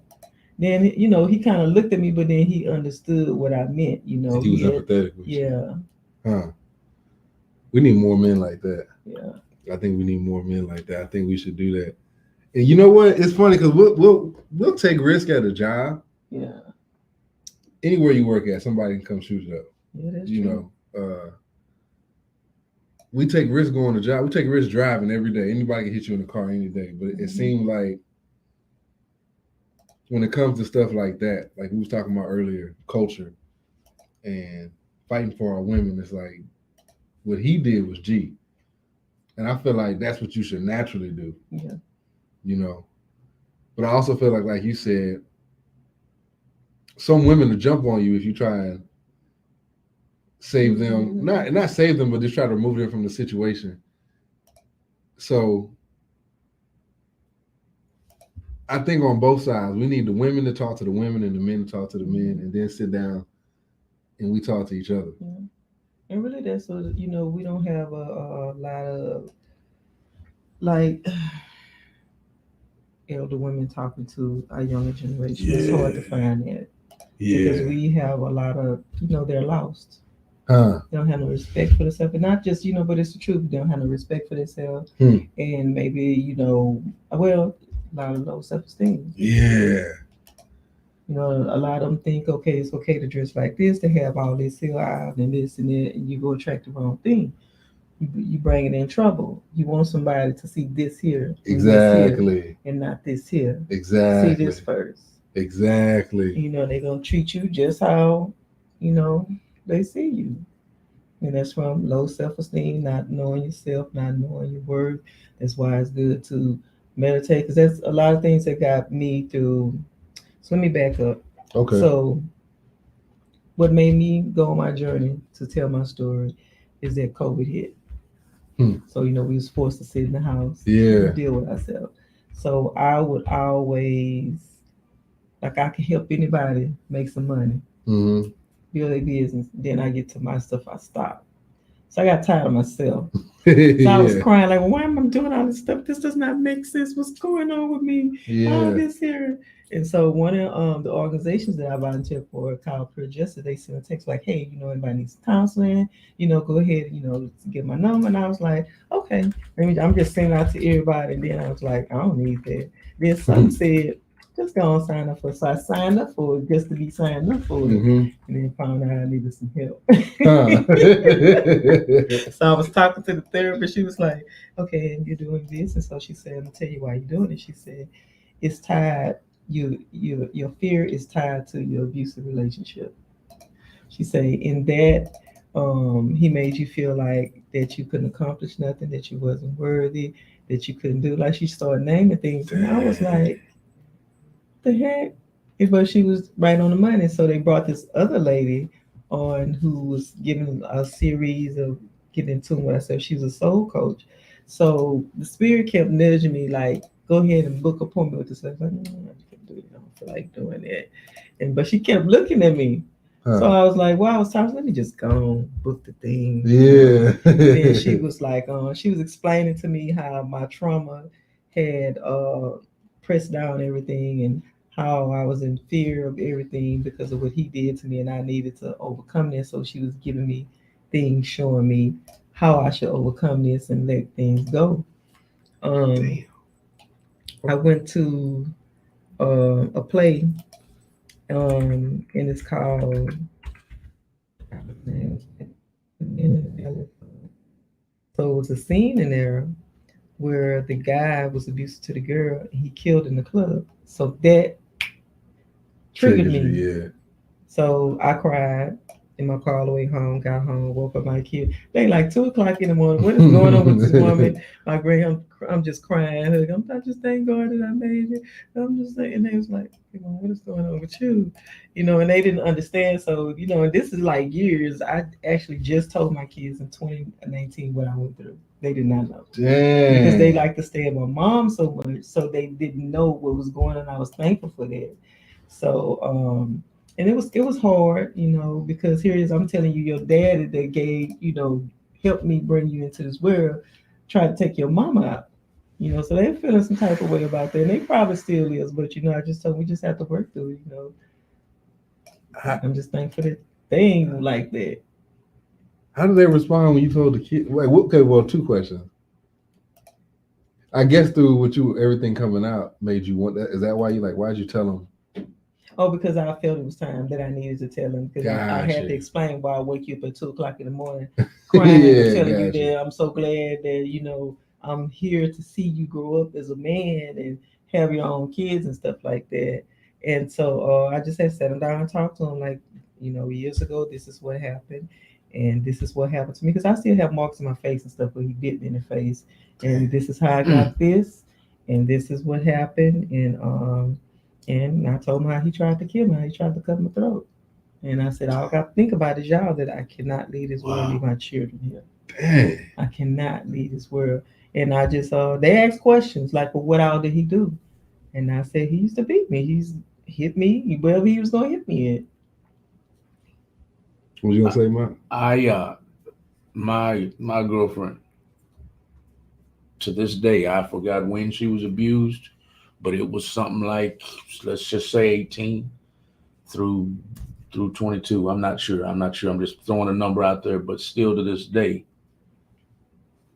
if I walk up to her, say this is her face, I'm about to kiss her, I can't touch her face because she was bitten like that. Yeah. Dang. Yeah, the man would get her in her face and just bite her in her face and her nose. And so I'm like, okay, we've been together a while. I still can't touch your face. Yeah. I'm being sensitive. I'm okay. I think she probably haven't dealt with it. She probably do need to get some counseling, because that does affect the relationship that you in. Like in my situation, like, and to this day, I'm like this here. if somebody yells at me aggressively, I'm like, who you think you talking to? Because it's like I'm not having it.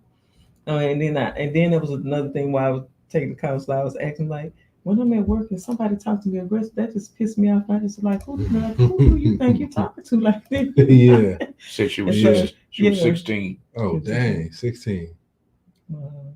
Dang, I didn't mean to cut you off. You said who are you talking to? Yeah. And I lost concentration. Oh yeah, I was like, who do you think you're talking to like this? So if you come at me aggressive, if you talking to me, yelling at me, I'm gonna shut down. Yeah. And I'm not gonna let you get in my face like that because like I'm on guard now. There was an incident happened in front of our house. These kids was playing, and the children was outside playing, and they was going around shooting BB guns at the children. So we had to call the police and all that. So the young lady, she was aggressive towards my son, like I'm gonna do this here and all that there.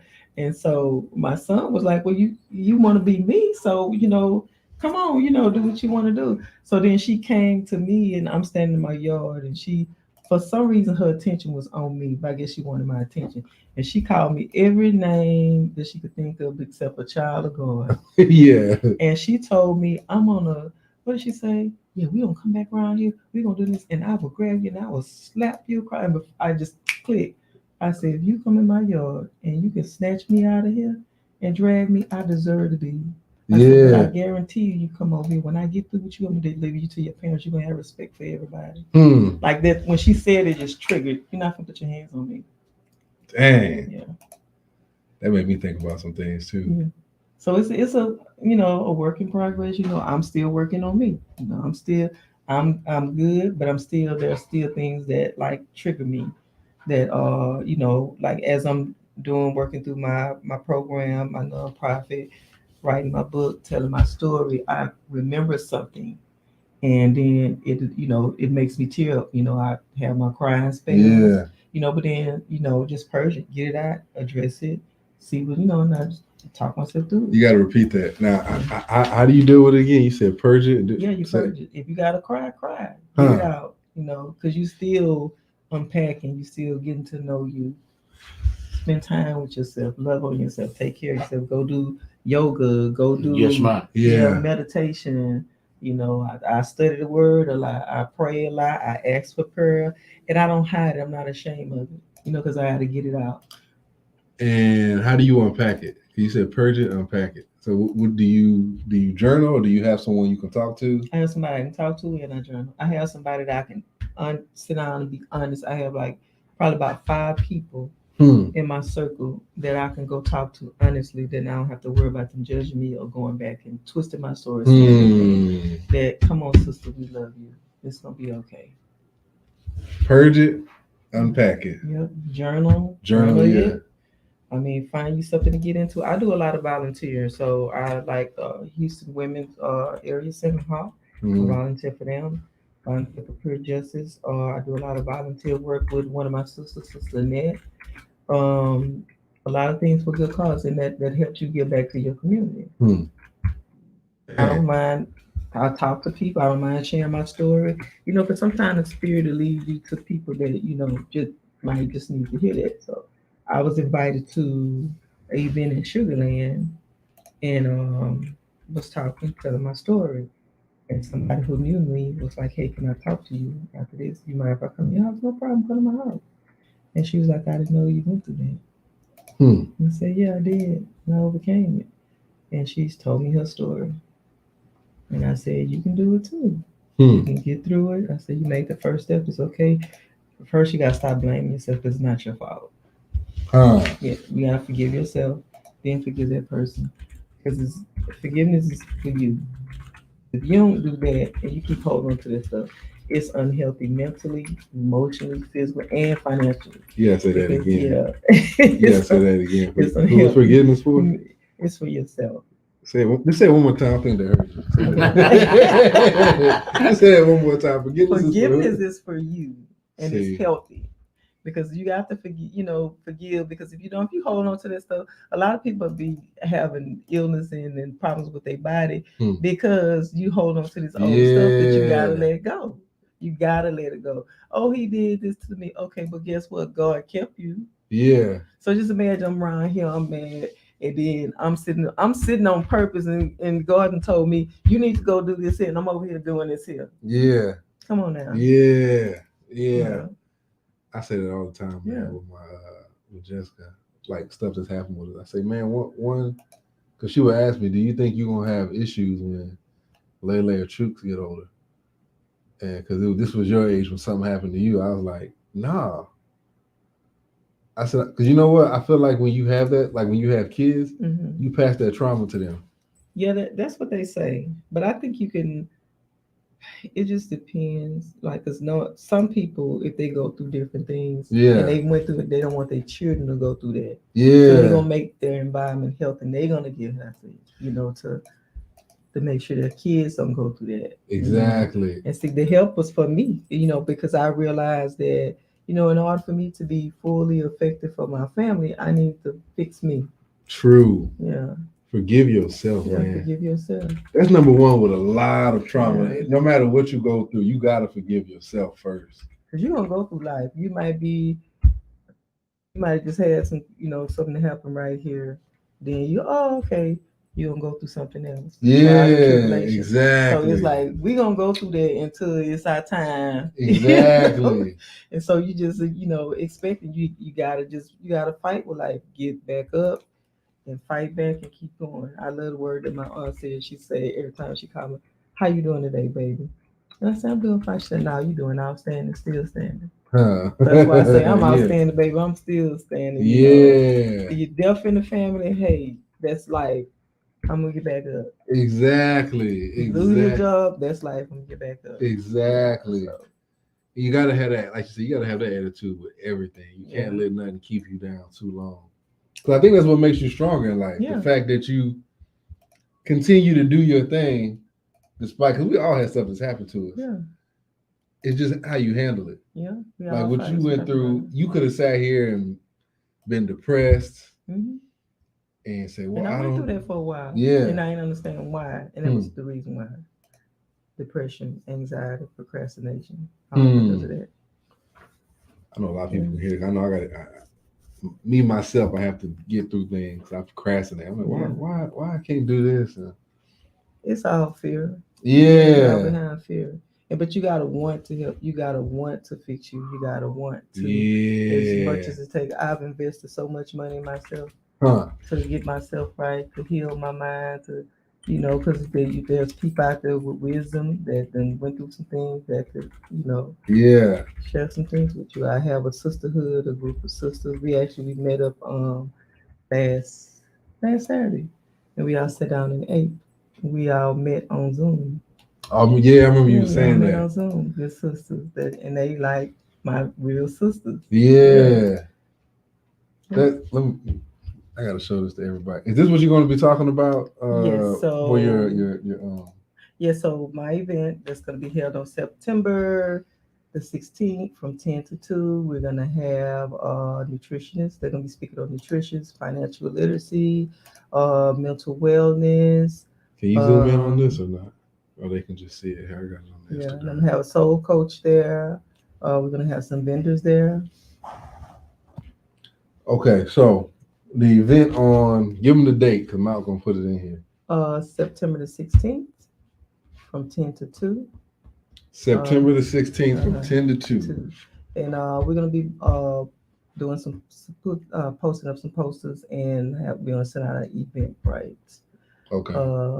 Did I say that right? Eventbrite, yeah. Eventbrite. So you purchase tickets on Eventbrite? Yeah, it's free.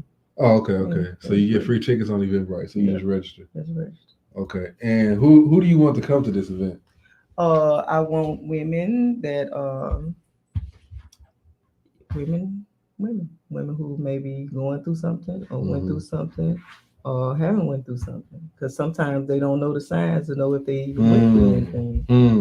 So it's a women's wellness event. So majority women. Yeah. No men. I mean. They can come if they want to, but it's going to be for women. Feel uncomfortable, So we need all the women who want some help. Yeah, who want to come out? If you just want to come out and support, if you just want to come out and get some information, you can. We will have ADVA there. ADVA is a organization that help with the legal aid. If you're going through some things, you know, we're going to talk about safety plans. You know what you can do, who you can talk to. There'll be licensed therapists there. There'll be some good things there. Yeah. That's dope. Oh, go ahead. From our experience with our nonprofit organization, we would go out and feed them in the Greenspoint area and airline area, and they would not. And I'm asking. I'm gonna get to my point in a minute. They would not advise is the wrong word, but they didn't want me on these ladies' premises because it's giving their address up, and it's giving the perpetrators possibly giving them a way to kind of find them. So the women would have to go and feed them. Long story short. So is that a concern for your event? Yeah, that would be a concern because for their reason, for safety reasons, because it may be somebody running from somebody, right? You know, and then their safety is at risk. And then you have to think about it. If they coming for somebody and they done located with it, they ain't gonna care about taking out whoever's in there. Yeah. So we definitely want them to feel safe to come out, safe, you know, safe environment. Gonna be women there, you know, women that can relate to what you've been through. You need a security guard there? You know, that I thought about that. I actually did. Yeah, let me know. I'll do it for free. Okay. I want somebody to come up there. That's why I'll talk to talk to my sister. Yeah. But I am licensed to carry. Yeah, same and here. I do practice. They're not gonna make it to the door.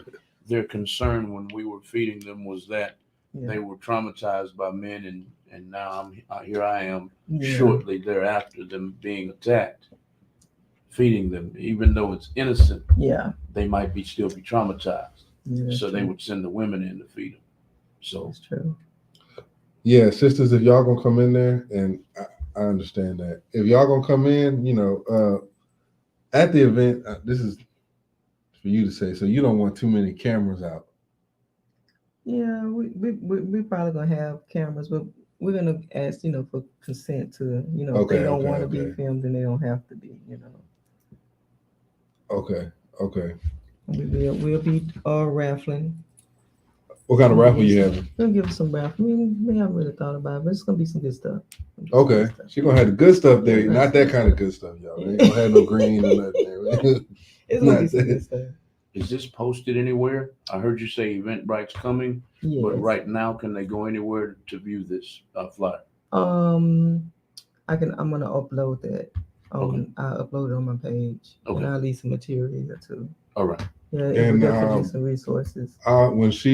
When she gets everything, I'll have it on my page too. I'll be posting it up frequently, so you know whoever want to come can come. Yeah. What's your page, or what page do you want them to go to in regard to this event?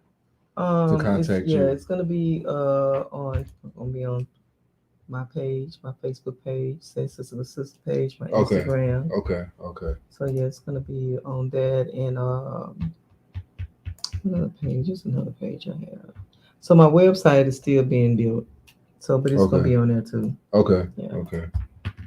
So go to her page, SES. SES underscore SISTA. Okay. SES underscore SISTA. Yeah, it's SISTA IISISTER. I'll put it up on the screen for you in just a second. Okay, cool. Yeah, y'all go there and come to the event, volunteer, get some therapy. What else do? You said you had a book coming out? Yeah, I do have a book coming out about my story. Is that spelled correctly? Yes, that's correct. Yeah. So it's about my story, you know, what I went through. Basically, the title is Tranquilizing Trauma. Tranquilizing Trauma? Yes. So I'm going to be telling my story, also telling them how I was able to get to where I am. So how I was able to come from a victim to being a vessel to victory. Damn, I like that. Victim to vessel to victory. Okay, that's dope. Yeah. When you expect that coming out? Um, No real date or what? It's gonna be January 2023. Okay. Yeah. Tranquilizing Trump. Yeah. That's dope. Y'all look out for her book. Check out the event. I think Utricity is going to be there. Do you still need vendors? Yes, we have. So far, we have 5 vendors. So we have Edwards, one of the vendors. Okay.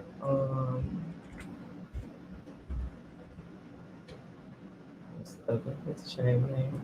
Oh man, I can't talk about memory. Look, I draw blank so many times on the show. Divine Cakes by Ingrid. There would be a realtor group there. Okay. Else? Hey, you gonna have it all. Yeah. So you got a realtor group. I know y'all heard their cakes. Mm-hmm. You know you heard about them cakes. You said Divine Cakes. Yeah, Divine Cakes by Ingrid. And then Ava. That's the legal group, right? Yes. Okay. And then I'm waiting for a Hawk to confirm if they're gonna be there. So I'm gonna have one the women's shelter there. Okay. So there'll definitely be some people and some resources there. Okay. For them to get. So basically, my organization, I advocate. Yeah. Yeah. To bring awareness and prevent, resources. And you just bring all the women whatever resources you have. Mm-hmm. You go out there and you do this on a daily basis. Yeah, I have resources besides resources for domestic. Yeah. I'm just very resourceful. Hey, you really are, because I'll be talking to you and you'll tell me out of nowhere. And I don't even be wanting no resources. I just be telling her what's going on. Yeah. Like, you know what? Let me look at my phone. Let me send you a number, because I know someone that can help you do A, B, and C. Yeah. Yeah, so you really are the plug, as they say. Yeah. Miss Vicky is the plug. I know they be saying, "You so quiet. How you know so many people?" Yeah. I was like, I think it's just a gift in our family, because I have a couple of uncles the same way. Like everywhere we go, you know somebody. Yeah. You know somebody. So I want to get this out here on domestic violence too. You said you gotta first forgive yourself. Yeah, that's the important. So everybody out there who might be going through something or know someone who's going through something, in order to talk to them, first off, be empathetic, correct? Yeah. Be empathetic. Don't go in there playing Judge Judy. Yeah. Judging them. Yeah, condemning them. Yeah, exactly. Yeah. Don't we all do make that. bad choices in life. Exactly. I say bad, I'm gonna say poor choices. And then sometimes the choices that we make, because it's lack of wisdom. Yeah. So when you go through life, you gain that wisdom. So I like to say, instead of mistakes, you just have mistakes. Yeah. You do some things, like you said, man. Everybody don't have that. You're not born with wisdom. Like everybody don't come out the womb walking. Yeah. Life will teach you some things for sure. Exactly. We got some more business cards you pulling out. Yeah. So I'm gonna give my number, because I got those. I didn't bring no business cards. Well, this is Ava, what you were saying earlier. Yes, some information. Yeah. This is backwards. This is the Ava info. You go mount. Yeah, pens. So yeah, I'm doing partnerships with them. Dress for Success. I'm building partnerships as well with different organizations. How could someone how did you get into this? If somebody else wants to do something similar to what you're doing, what did you do after you realized and went through your rebirthing process, if I say that? How did you get out there in the streets, as they say, to start helping folks? What happened was, a good friend of mine, she was doing an event. And she started talking about, well, I would like to do this. I would like to talk about this. I need a person to do this. I said, I've been through domestic abuse. I survived it. She got quiet. She said, what? All these years I've been knowing you. And I didn't know that. So I just told her my story. And she said, wow, can you come speak? And then she said, you really need to get out there and start telling your story. I was just talking to people and telling people. And then I sat down and I was like, okay, Lord, I know you gave me this name and this vision, this purpose or something. Then I thought about it. I said, well, what I went through was purpose. I had to go through that so I can get out here and tell my story because there's a lot of people waiting on me to share what happened to me. So my goal and the Spirit said, help heal and restore. I gotta restore His people. Huh. Damn. You actually go out there and do it. Yeah. So I started, calling people, looking up stuff. Okay, when I spoke at an event for her. I met the people at Adler, and I just started looking up stuff like, okay, I need to go talk to these people. I need to talk to this. So I want to do this. I want to offer this service. Because my goal is to eventually have my own safe haven. I want to open my own community to where they have a safe place to go. That falls right in with Rely and everything. Yeah. So I want land, and I want to be able to help. I want to be able to teach them how to be entrepreneurs, because when you come out of the relationship, especially if you're abusive, as a financial abuser, you start over. Yeah. You gotta start over. You gotta get the finances right. And then with me, I would spend money. I would go out there and go shopping. And then like, why did I buy this stuff? I don't even need this stuff. I take this stuff back. But there was also I was dealing with that and hadn't dealt with that. So I'm just spending my money because that was like that made me feel better. Okay. Yeah, it made me feel better.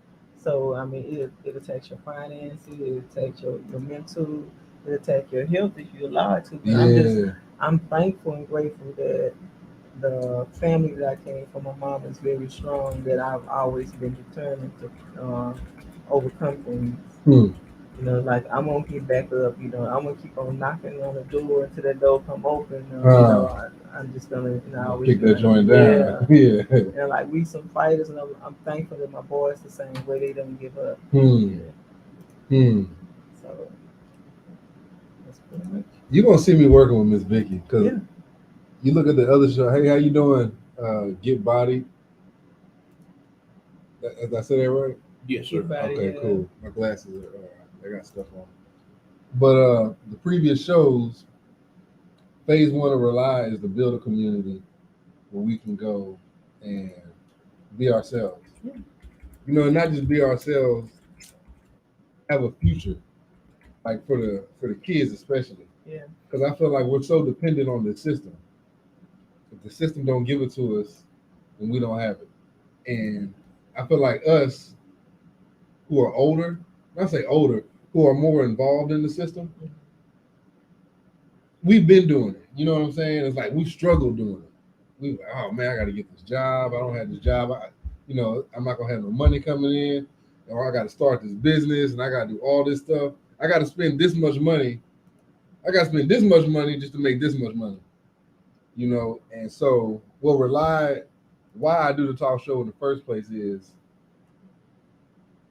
to change that. To not continue down the same process.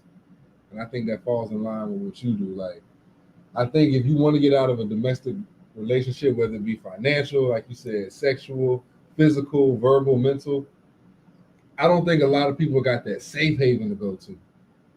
I don't think they got a place where they can comfortably go and be like, you know what, I want to get out of this, and so I'm gonna go here. Yeah. You don't have that. A lot of these places, they're not all. You can go to McDonald's quicker than you can find help. You can really find dope quicker than you can get help. Like you said, you was going out spending your money, and you got places that know that, and they'll take advantage of that. Let's see what they said. The system is designed to make people be dependent upon it, but with the right community and guidance, we can change that. Exactly. And that's the whole point of why I'm creating our own community. Yeah. And I feel like if we create that, people who want to domestically beat you up in any kind of way, spiritually or whatever, they won't even step over that line. Yeah. You see what I'm saying? I think we've left it open to where it's okay to still do that. And that goes on both sides. It goes on the men and the women. Yeah. We got to come together eventually and say, hey man, we got to X this out. Like this, I think, like you said, like I said, you 23 and I'm 23 too. And they had birthday on the same day. Yeah, it's on the same day. Yeah, on the same day. Yeah. Really? Yeah. I think for it to be going on this long, like nothing's really changed. Yeah, it's time for a change. That's why I'm about unity. That's why I I'm big on that coming together. Yeah, because nothing's promised. Promised to us. We could be here. Just gone just like that. Just like that. Yeah, just like that. And life and time waits for no one. Exactly. And then so why be against each other when we can come together? So my thing, and I've always been that person that I love to help. So I know that's my gift. I talk to strangers. I work for the airline, so I meet different people every day. And that's what it's about. Build our community up. I'm very resourceful. I don't mind teaching people anything. I don't mind sharing my knowledge. I don't mind sharing my information. If I can help you, I can help you. I feel like that's important. I think what's lost between generations is not sharing information. Yeah, because a lot of times the people think, oh, if I tell them they're gonna do this here, why wouldn't you want your brother, your sister to prosper? You know what I'm saying? Yeah. Why wouldn't you want to build that? I'm all for this. What can I do to help you? We know all about that, don't we? Yeah. Yeah, exactly. You need an LLC, you don't know how to do it. Come here, let me show you how to do it. If I know how to, I'm like that with my people. Anytime I find a job, I always tell hey man, I wasn't here. I said A, B, C, and D. If you're looking for something, but I know some people that'll sit over here and be like, hey, if you go over here and get a job, they'll say this, don't use my name, or they won't tell me. I'm like, I didn't even know you got a job. You knew I was looking. Or I want to set up a business like you said, and you like, well, get an LLC, and you don't say nothing else. Yeah, I got an ebook.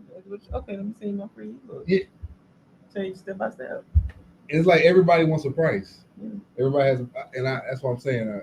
You gonna see me with Miss? Well, I already know you. Sometimes we lose communication. Life does stuff. Yeah, life. So, but because we was doing something before. Yeah. But like once again, sometimes you got to separate to come back together. True.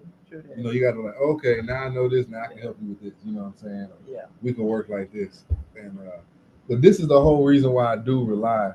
That's why I wanted you on here, because it's like you're embodying that already, like your own embodiment. Yeah. And I do think that you need that for women and men to have a safe haven.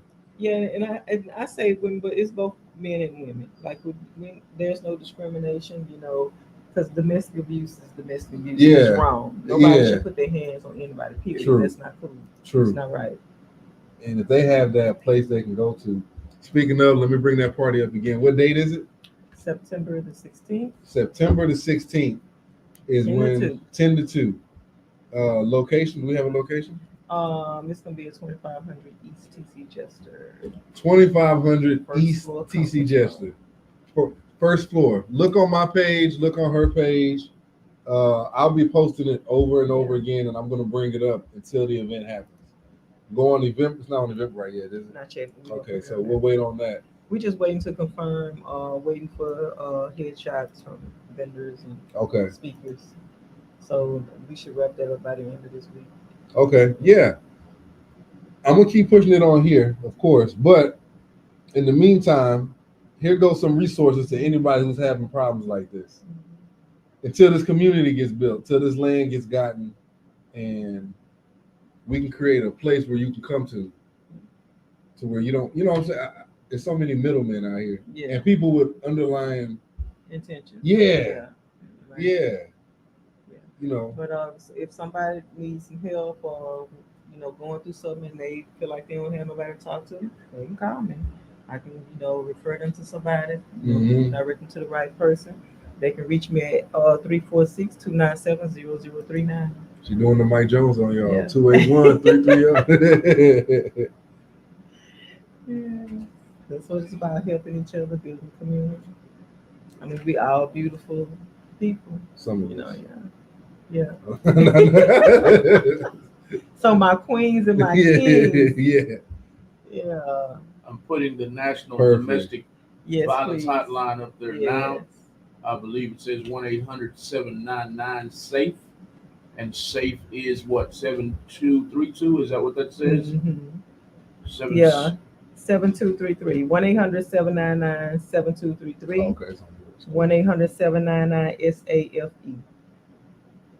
There you have it. I believe you can call that 24 hours a day, 7 days a week. I believe that's a chat line down at the bottom as well.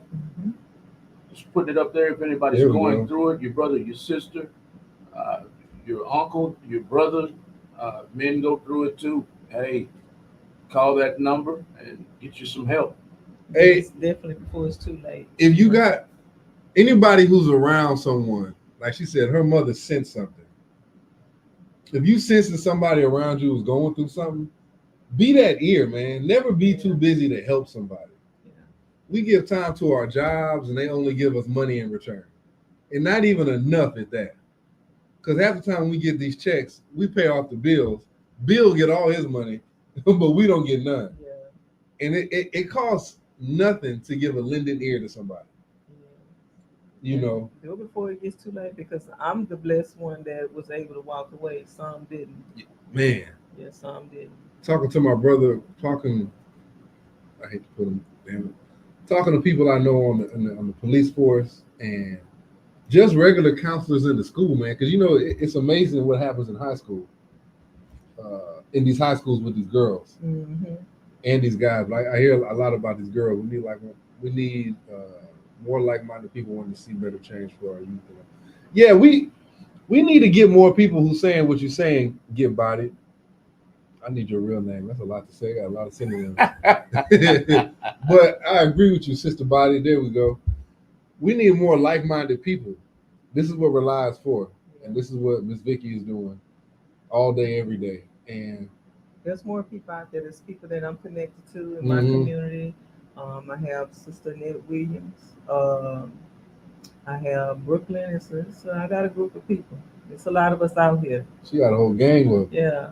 We ain't playing. We trying to make some changes. We about unity and love and building up. Hey, that's true. Dang, that's true. People will go over there and see a dog wandering on the street. They'll see Lassie over there, leg hurting and everything. Let me help them out. But you see a homeless person and they'll pass them right up. Yep. Or you know someone's getting beat. They come into your house, eyes puffy. It's not even allergy season. And be like, hey, you know, or you know what I hate hearing? Oh, that's your business. That's their business. I don't want to get involved. You hear that too? You know, it's like, come on, man. If that was somebody on your side of the fence and nobody get involved and something happened to them, you would lose it. Yep. You would absolutely lose it. And we got to start doing. We got to start helping people. We got to start getting more involved in that and stop being so. Some of us will go out here and vote, but won't go talk to our fellow man, fellow man and woman. So, brothers, I'm gonna talk to y'all. Yeah. If you know another brother that's hitting a woman on a consistent basis, you need to step in. Yeah. And beforehand, like Ms. Vicky was saying, you need to get either your wife or a female, you know, an elder to come speak to her and be like, hey, sweetheart, you don't have to accept this. I don't care how beautiful you think she is or isn't. No human being, don't do it, like I was saying earlier, for unintentional reasons. Yeah. People will be doing it, trying to get with them and all this other stuff. If you don't genuinely want to help nobody, don't do it. But if you don't call yourself no king, I said this on my show the other day, don't call yourself no king or no god and you're not ready to act like it. Yeah. You know what I'm saying? Don't sit over here and say, oh, I'm a king, I'm a god. But when it's time for you to make that universal decision to help out your descendants, you don't want to do nothing. Yeah. You know what I'm saying? Like, nah, we got to stop that. We got to start stepping in and saying, hey, this ain't gonna happen no more, and each side needs to come in and work together. Yeah.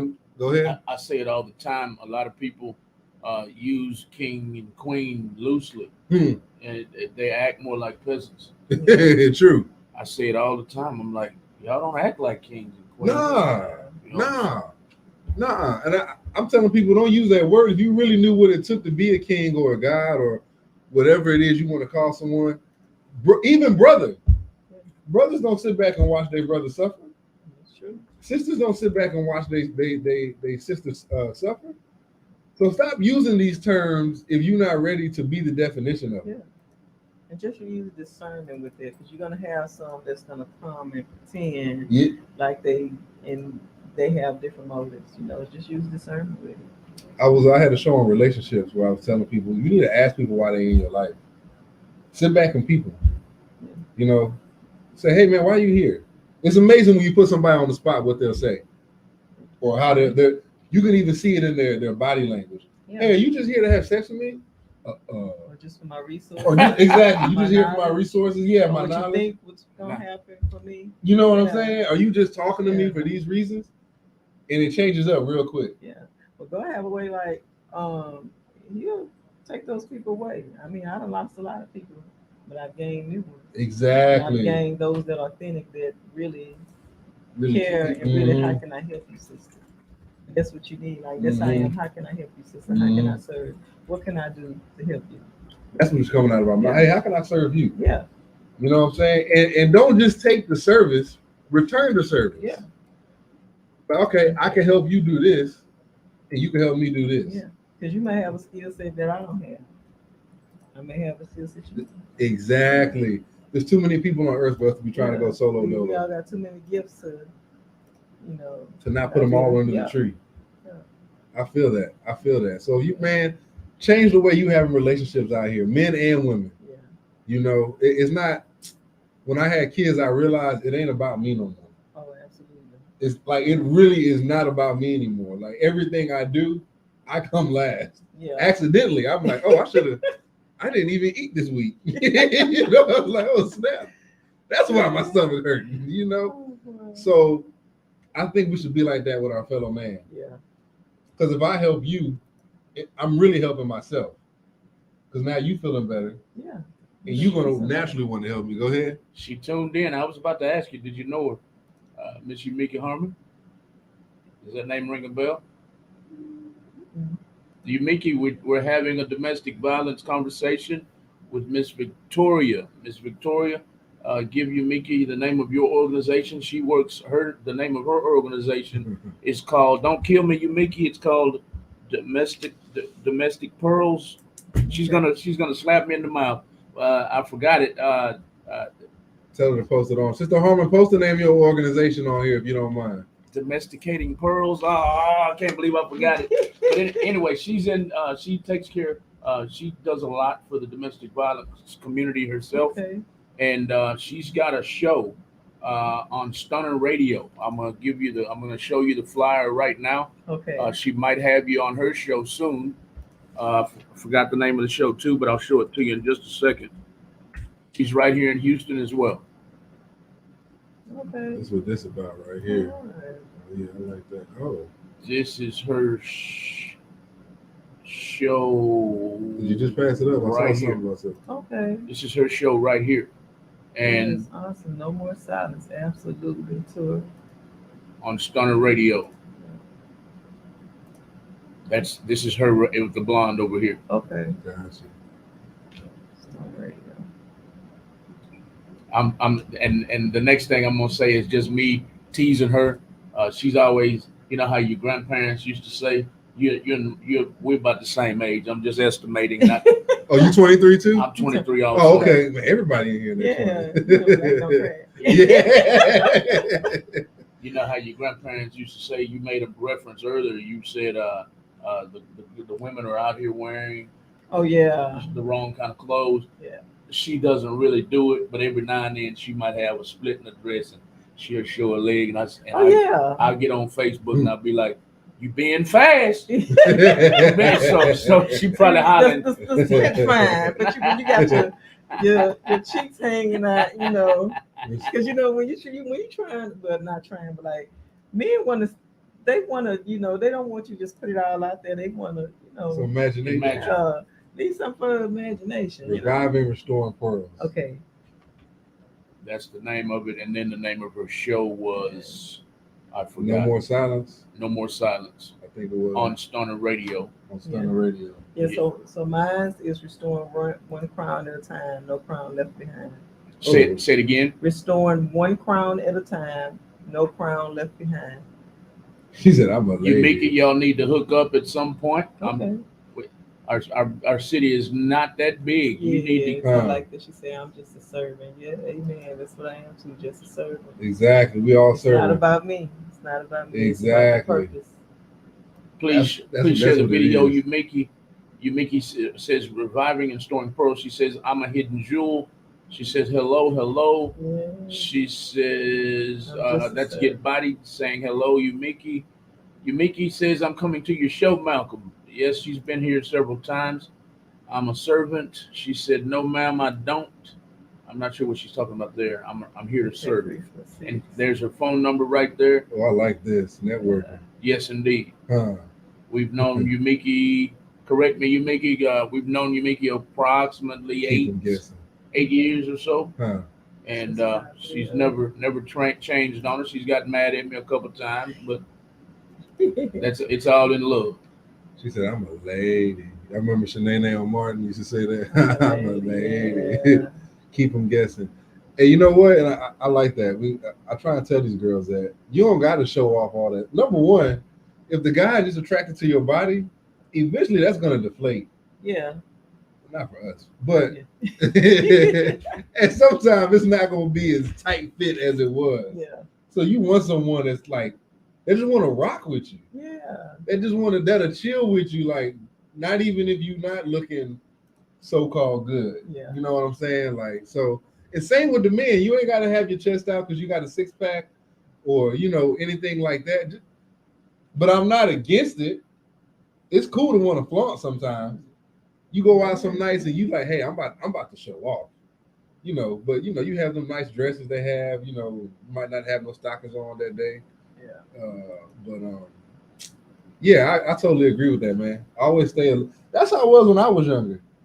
My dad would tell my nieces, or his nieces, not my nieces, my cousins, hey, man, you're not going out showing all that.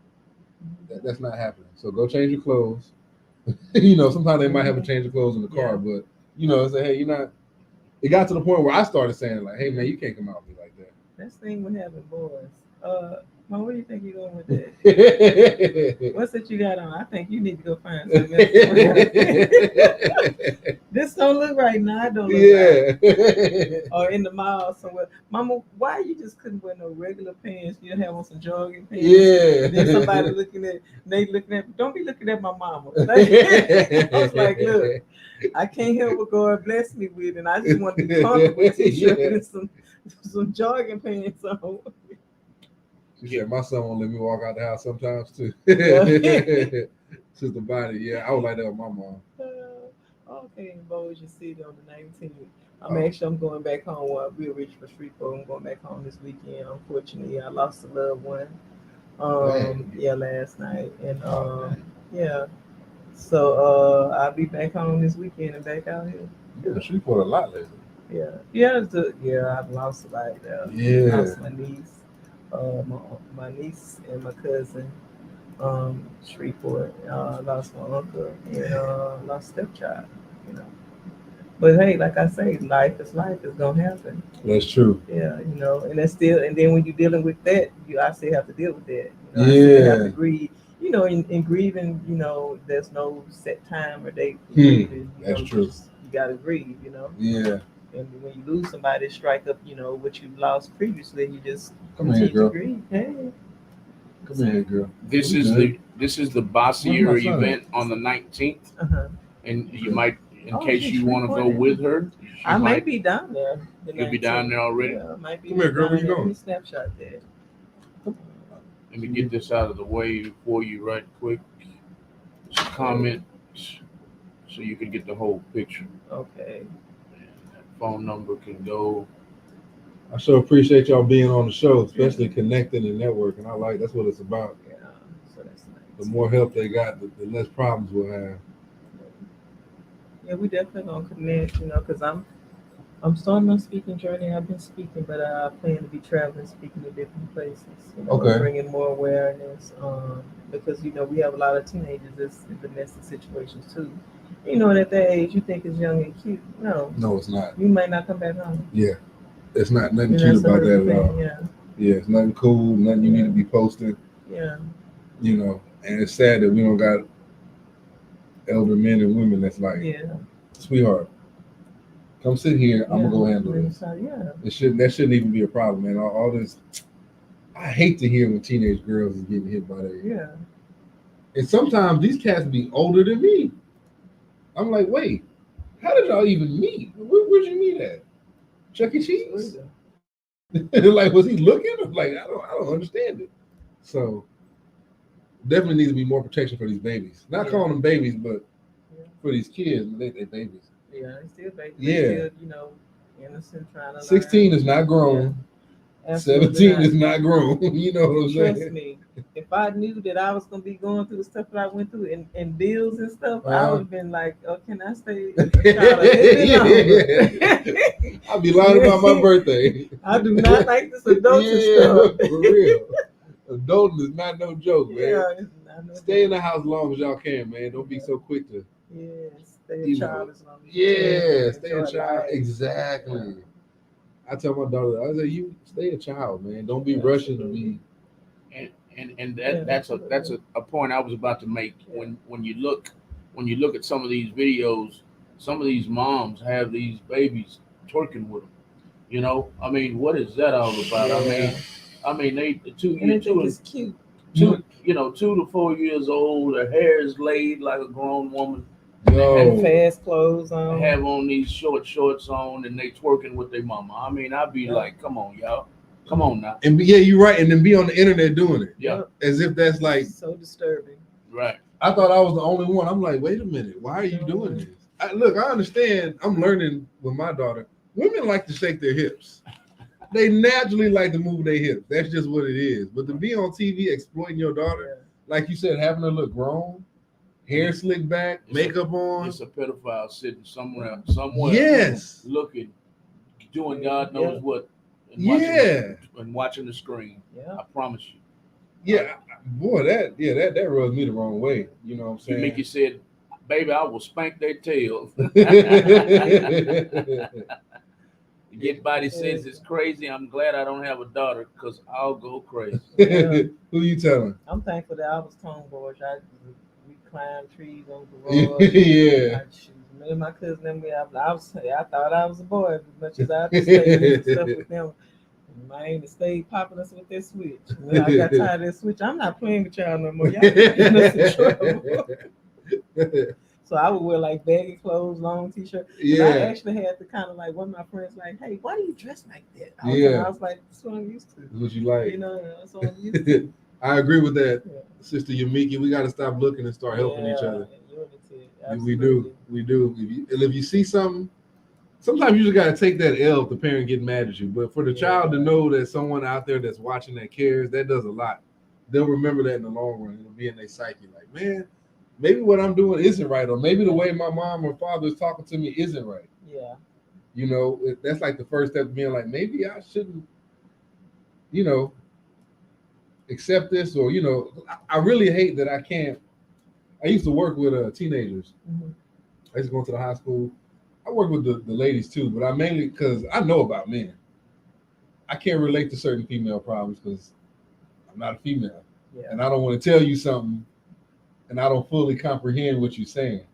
Yeah. But so with the brothers, I would like take them out. This is before like the internet was popping and stuff. I would take them to the library and say, "Man, you can pick up this book and read how to do this," right? Well, what messed me up is when they get back in the house, mom and dad's not enforcing it. Yeah, that's true. Yeah. So I would do all this work, hang out with them all day, talk with them, take them, show them different. Some of these kids ain't never left Acres home, they or any hood you in. Yeah. They've never left. They've never seen anything but that. So I would take them and say, "Hey, here goes another part of Houston. And when you go over here, it's not just parties. It's not just about drugs. There's other things you can aspire to be in life. But it will be hard because when they get back in the house, mommy and daddy's letting them do whatever. Not letting them do whatever they want, but not enforcing. Yeah. And I would tell the parents, because I talk to the parents first. I'm like, "Hey, man, I'm about to take your child here, and here. Yeah. Is that cool with you? You okay with that?" Some of them be like, "I don't care where you take them, just get them off my hands." I'm like, "Oh, like that. Okay. Yeah." And some of them be like, "Oh, good. I wanted to know where you say." I said, "Man, look, here go my the cell phone was starting to come out." But I said, "Here go my cell phone, and here go all the places we're gonna be at." But I'm glad she said that. We do got to start helping, and those who want the help, we got to be there for them. Yeah. If they say, "Man, They take that wall down. Go in and help. And don't just do it one time. Like help is not one conversation. Yeah. One time. Don't do that. You gotta be consistent. And that goes back to what we was talking about. It takes a village community.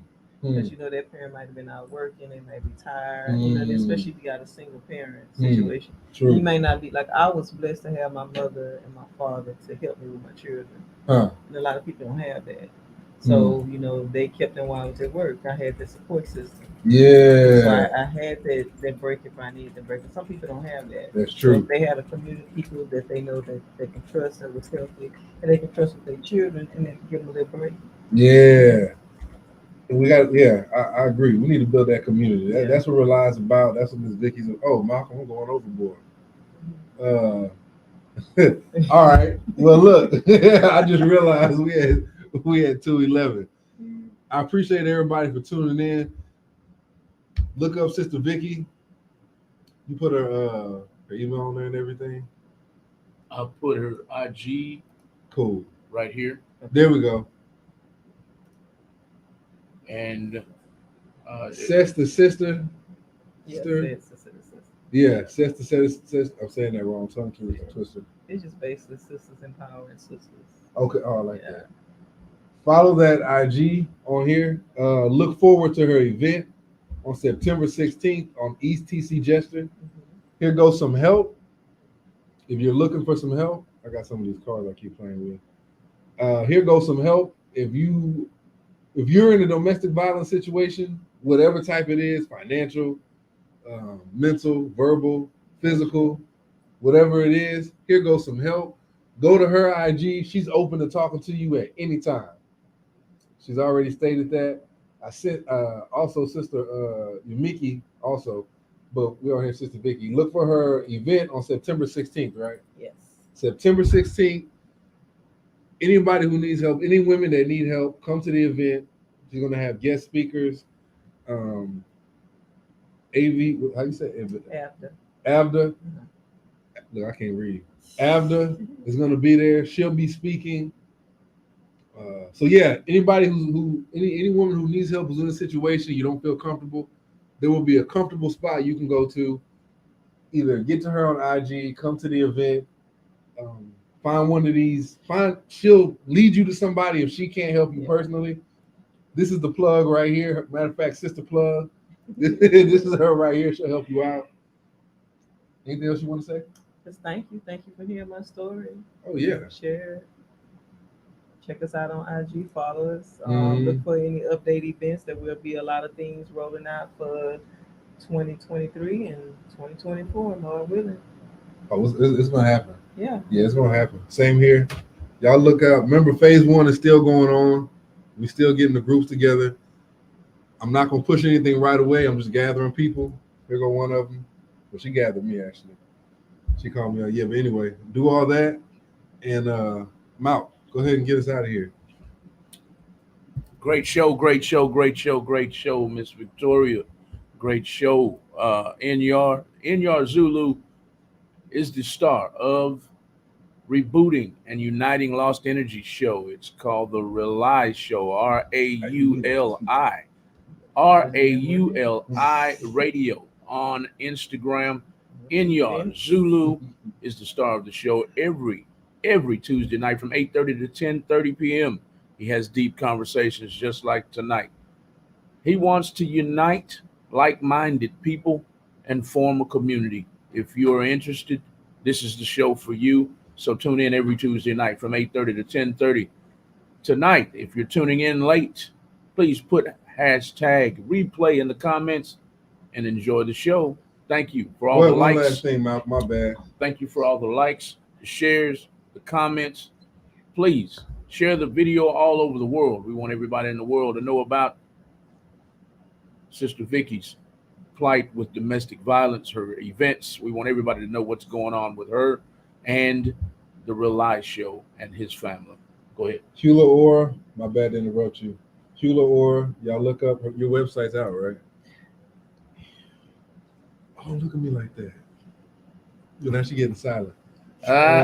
You put on the spot. Postpartum. Yes. Yeah, go ahead. I'll stop talking. You tell them real quick. No, I was just agreeing with Malcolm about you putting me on I know the face well. I get in trouble all the time, so I knew what she was looking like that for.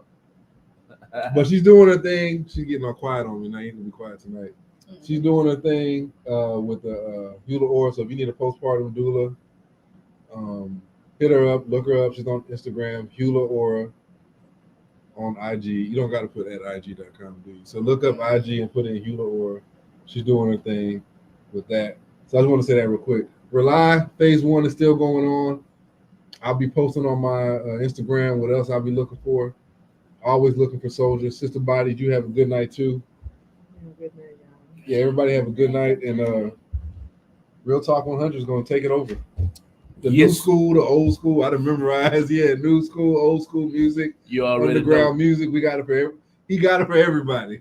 You already know. You already know. You already know. Hey, if you are a music artist, send me some music. We're about to change our playlist very, very soon. And we jam all genres of music. We don't care if it's country, Zydeco, R&B, underground, hip hop. We don't care what it is. Send us your music to the following email. I'll put it up on the screen in just a second. Right here. I lost it. Right here is the correct email. I know it says gospel artist, but that was for another show. That is all genres of music. Send your music to Real Talk 100 Radio. Make sure you put the 2 O's in radio or we will not get the communication. Real Talk 100 Radio at gmail.com. All genres of music, send it in. We'll get you in rotation. Rotation is free at Real Talk 100 Radio at this point in time. So y'all keep it locked to Real Talk 100 Radio the rest of the night, y'all. We got something for the young heads and something for the old heads. We play a lot of 90s and 2000s hip hop. We play a lot of Southern soul and a lot of underground music. And that is rap and R&B, y'all. Y'all keep it locked to Real Talk 100 Radio by clicking the link in our bio on Facebook. Good night, everybody. From the Rely Show and Real Talk 100 Radio.